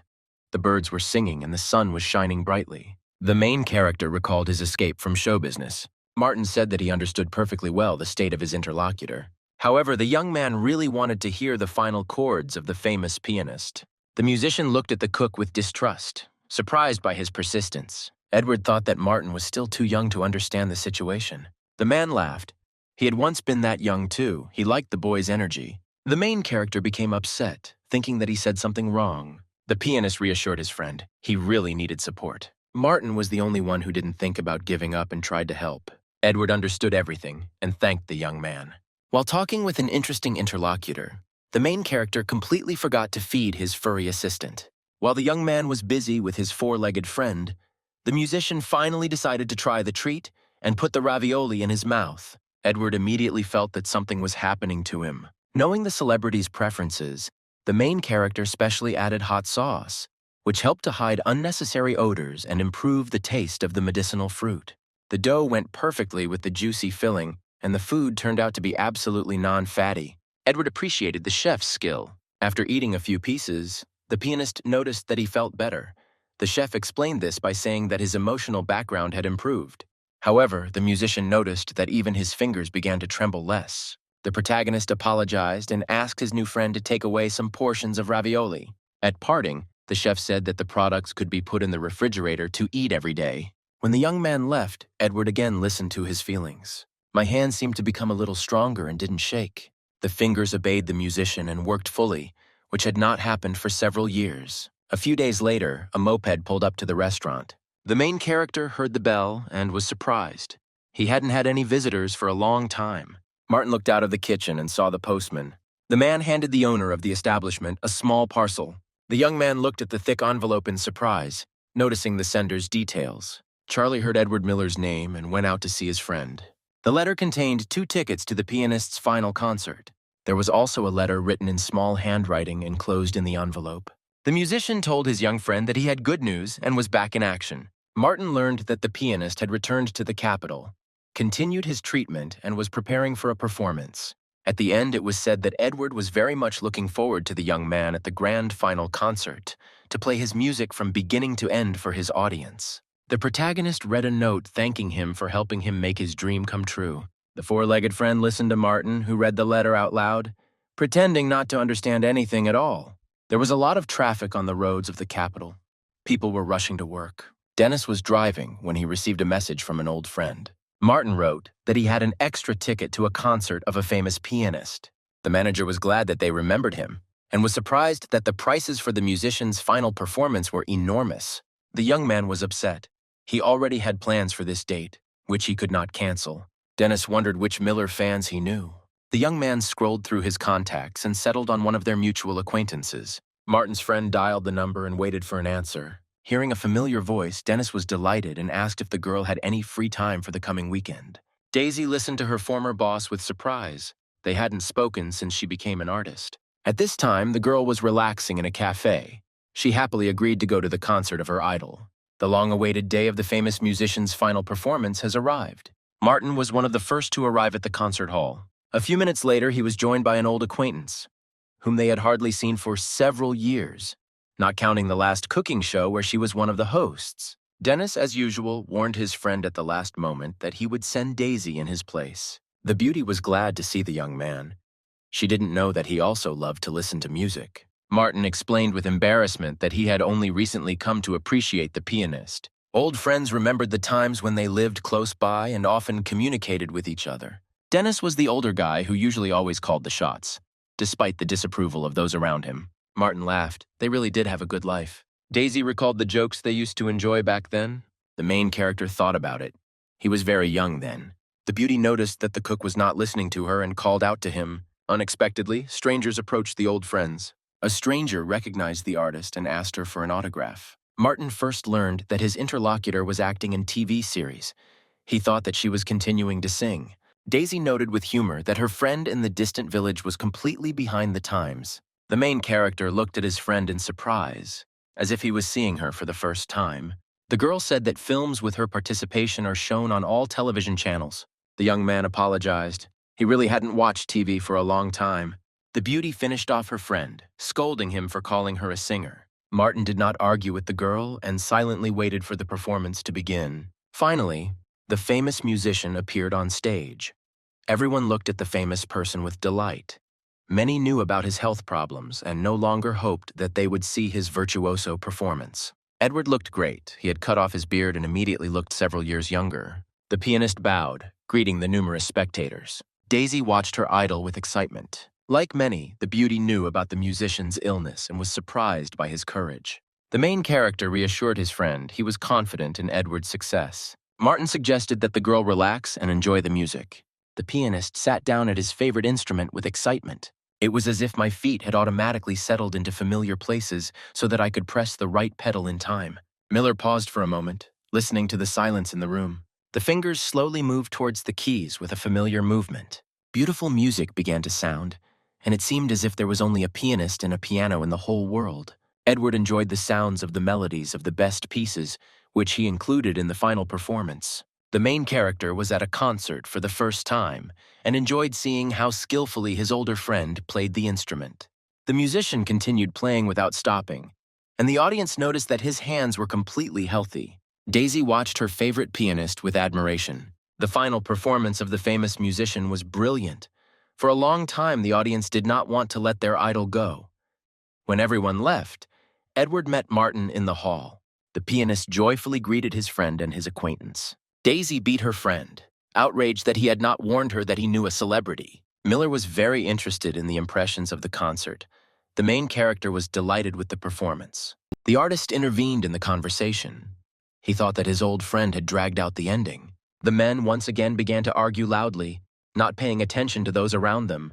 Martin didn't immediately recognize George. In a suit, he looked more formal and elegant.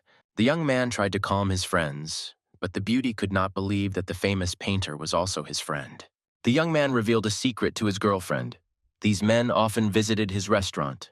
The girl also wanted to know the address so she could become a regular and eat well. Daisy plucked up her courage and asked for an autograph. The beauty thought that today's performance was simply amazing and the best of all the previous ones. The musician thanked the young artist for her kind words. Edward did not reveal the circumstances that changed his decision. He simply looked at Martin silently. The main character pretended not to understand what the pianist was talking about. The musician was very pleased that he managed to make his dream come true. George remained silent. He also did not voice his strange assumptions out loud. At parting, the great pianist once again thanked his young friend for his help. The chef invited his friends to visit his restaurant more often. The next day, the main character went on a picnic again. Francis had long promised to show the young man fishing. Martin admitted that he had never fished before, but he liked to sit quietly on the shore and look at the fishing rod. Charlie was nearby, eagerly awaiting the catch. The protagonist asked the knight why they used thick ropes and tree trunks instead of regular fishing rods. The young man visited a specialized store in advance and bought the necessary equipment. Francis's answer was unclear. He said that fishing here is war. The fish in the reservoir are not very small, so the line will not cope. Martin did not understand the meaning of the words. After a few seconds, he noticed that the warrior's fishing rod began to tremble. The captain of the knights easily made a sweep and pulled the prey out of the water. A monster with fins and a tail covered the entire sky. The main character couldn't move from his place due to surprise. The young man watched as the huge carcass flew straight towards him. He had never seen such giants. Francis managed to save his friend, who was almost crushed by a local fish. The guard was pleased with the catch. Fresh fish was a delicacy. The monster with fins turned out to be not very fat and had almost no unpleasant smell. Now all that was left was to cut up the prey and prepare the food. The first thing to do was to make fish soup. Hot spices can make food even more aromatic and delicious. The man watched his young friend with surprise. Francis noted that the cook works much better with a kitchen knife than with a sword. Martin cleaned the carcass and cut it into pieces. The main character asked the knight what other fish were swimming in the local lakes. The guard said that the forest and the reservoir are located on the border of 3 races and have unusual energy. Now the cook understood why all the animals here were very big. He remembered the strange ostrich and the giant hare. Martin said that in the place where he lives, almost all the animals are not very big, and the rabbits are cute and fluffy. It was time to make a fire. The helpers went for firewood. The main character grabbed a large cauldron and was going to throw the bones into the water to make broth. The chef added a few ingredients, and the aromatic smell immediately spread throughout the entire shore. After half an hour, the soup was almost ready. Francis and Charlie stood by the fire and waited impatiently to try the delicious fish soup. The knight was ready to eat straight from the pot. Martin stopped his friend, who was drooling in time. While the soup was boiling, the chef prepared sashimi. The guard looked with distrust at the appetizing pieces of raw fish, which were accompanied by several types of sauces. The friends sat down to dinner, and the soup turned out wonderful. To celebrate the catch, the men decided to drink an alcoholic beverage. Francis drank to the bottom, snacking on a Japanese dish. The picnic lasted all day. There was plenty of food and drink. The main character tried to understand what the local fish tasted like. The captain of the knights praised his friend, who was an expert in food products. Martin thought his abilities were fully restored. It seemed to him that his senses were even sharpened when he prepared ravioli for the pianist. The young man was glad that he came to the village and found himself in another world. The friends relaxed until the evening, telling each other different news and snacking on fresh fish while drinking alcohol. The protagonist barely remembered how night fell, and he found himself in his tent. Martin went outside to find water. He was tormented by thirst. The cook couldn't remember how many drinks he had drunk yesterday. His head was splitting into pieces. When it got dark, Francis suddenly remembered that he had promised his wife to return early and went home. The young man felt a fresh breeze and opened his eyes. Abigail stood on the shore of the lake and admired the nature. The elf greeted the man, noticing his unhealthy appearance. The main character was waiting for this meeting. He thanked the girl for the advice. Abigail was glad that she helped her new friend. Martin wanted to treat the girl, but he couldn't get to his feet. The guest looked at the guy with pity and refused to eat, but she also needed to find out something from the man. The elf said that ordinary people do not see the spirits of the elements. They have no connection with nature. Sona was the spirit of a girl who was not supposed to be seen by outsiders. The strange young man actually saw the bird, so Abigail thought there was some meaning to it. The elf offered Martin to make a contract with the spirit. For this, he simply needed to establish a certain connection, which he had to have if he saw mysterious creatures. The main character did not understand what was being discussed. In addition, the young man felt very ill after drinking alcohol, and he ran into the bushes. The fairy tale beast of the elves took the girl home. Morning came and Martin felt a little better. The young man met with the night guest and apologized for his behavior. The young man was upset that he had shown Abigail his worst side. Martin thought about the offer. He realized that spirits should always be near their partner, but he had a wolf cub who would be upset if the owner had another friend. Charlie looked at the cook pitifully and tried to say something. The look of the four-legged friend was very sad. The main character could not understand what his assistant was thinking. Suddenly, the chef had the idea that Charlie was lonely and wanted a younger brother. The young man looked at the elf and agreed with her proposal. The wolf cub tried to convince his friend that there was no need to summon the spirit, but the cook did not understand the signs of the tailed baby. Abigail was pleased. She hoped that the young man would meet a gorgeous protector, and suggested that he change into a summoner costume to strengthen the connection. The main character felt a little uncomfortable in the strange outfit. Now he had to think about what kind of spirit he wanted, his abilities, hobbies, and even age. This reminded the young man of a dating site. The elf began the ritual. The fireflies began to circle around the main character. He anxiously tried to formulate his wishes. The connection was established. His personal spirit of the elements flew from above to Martin.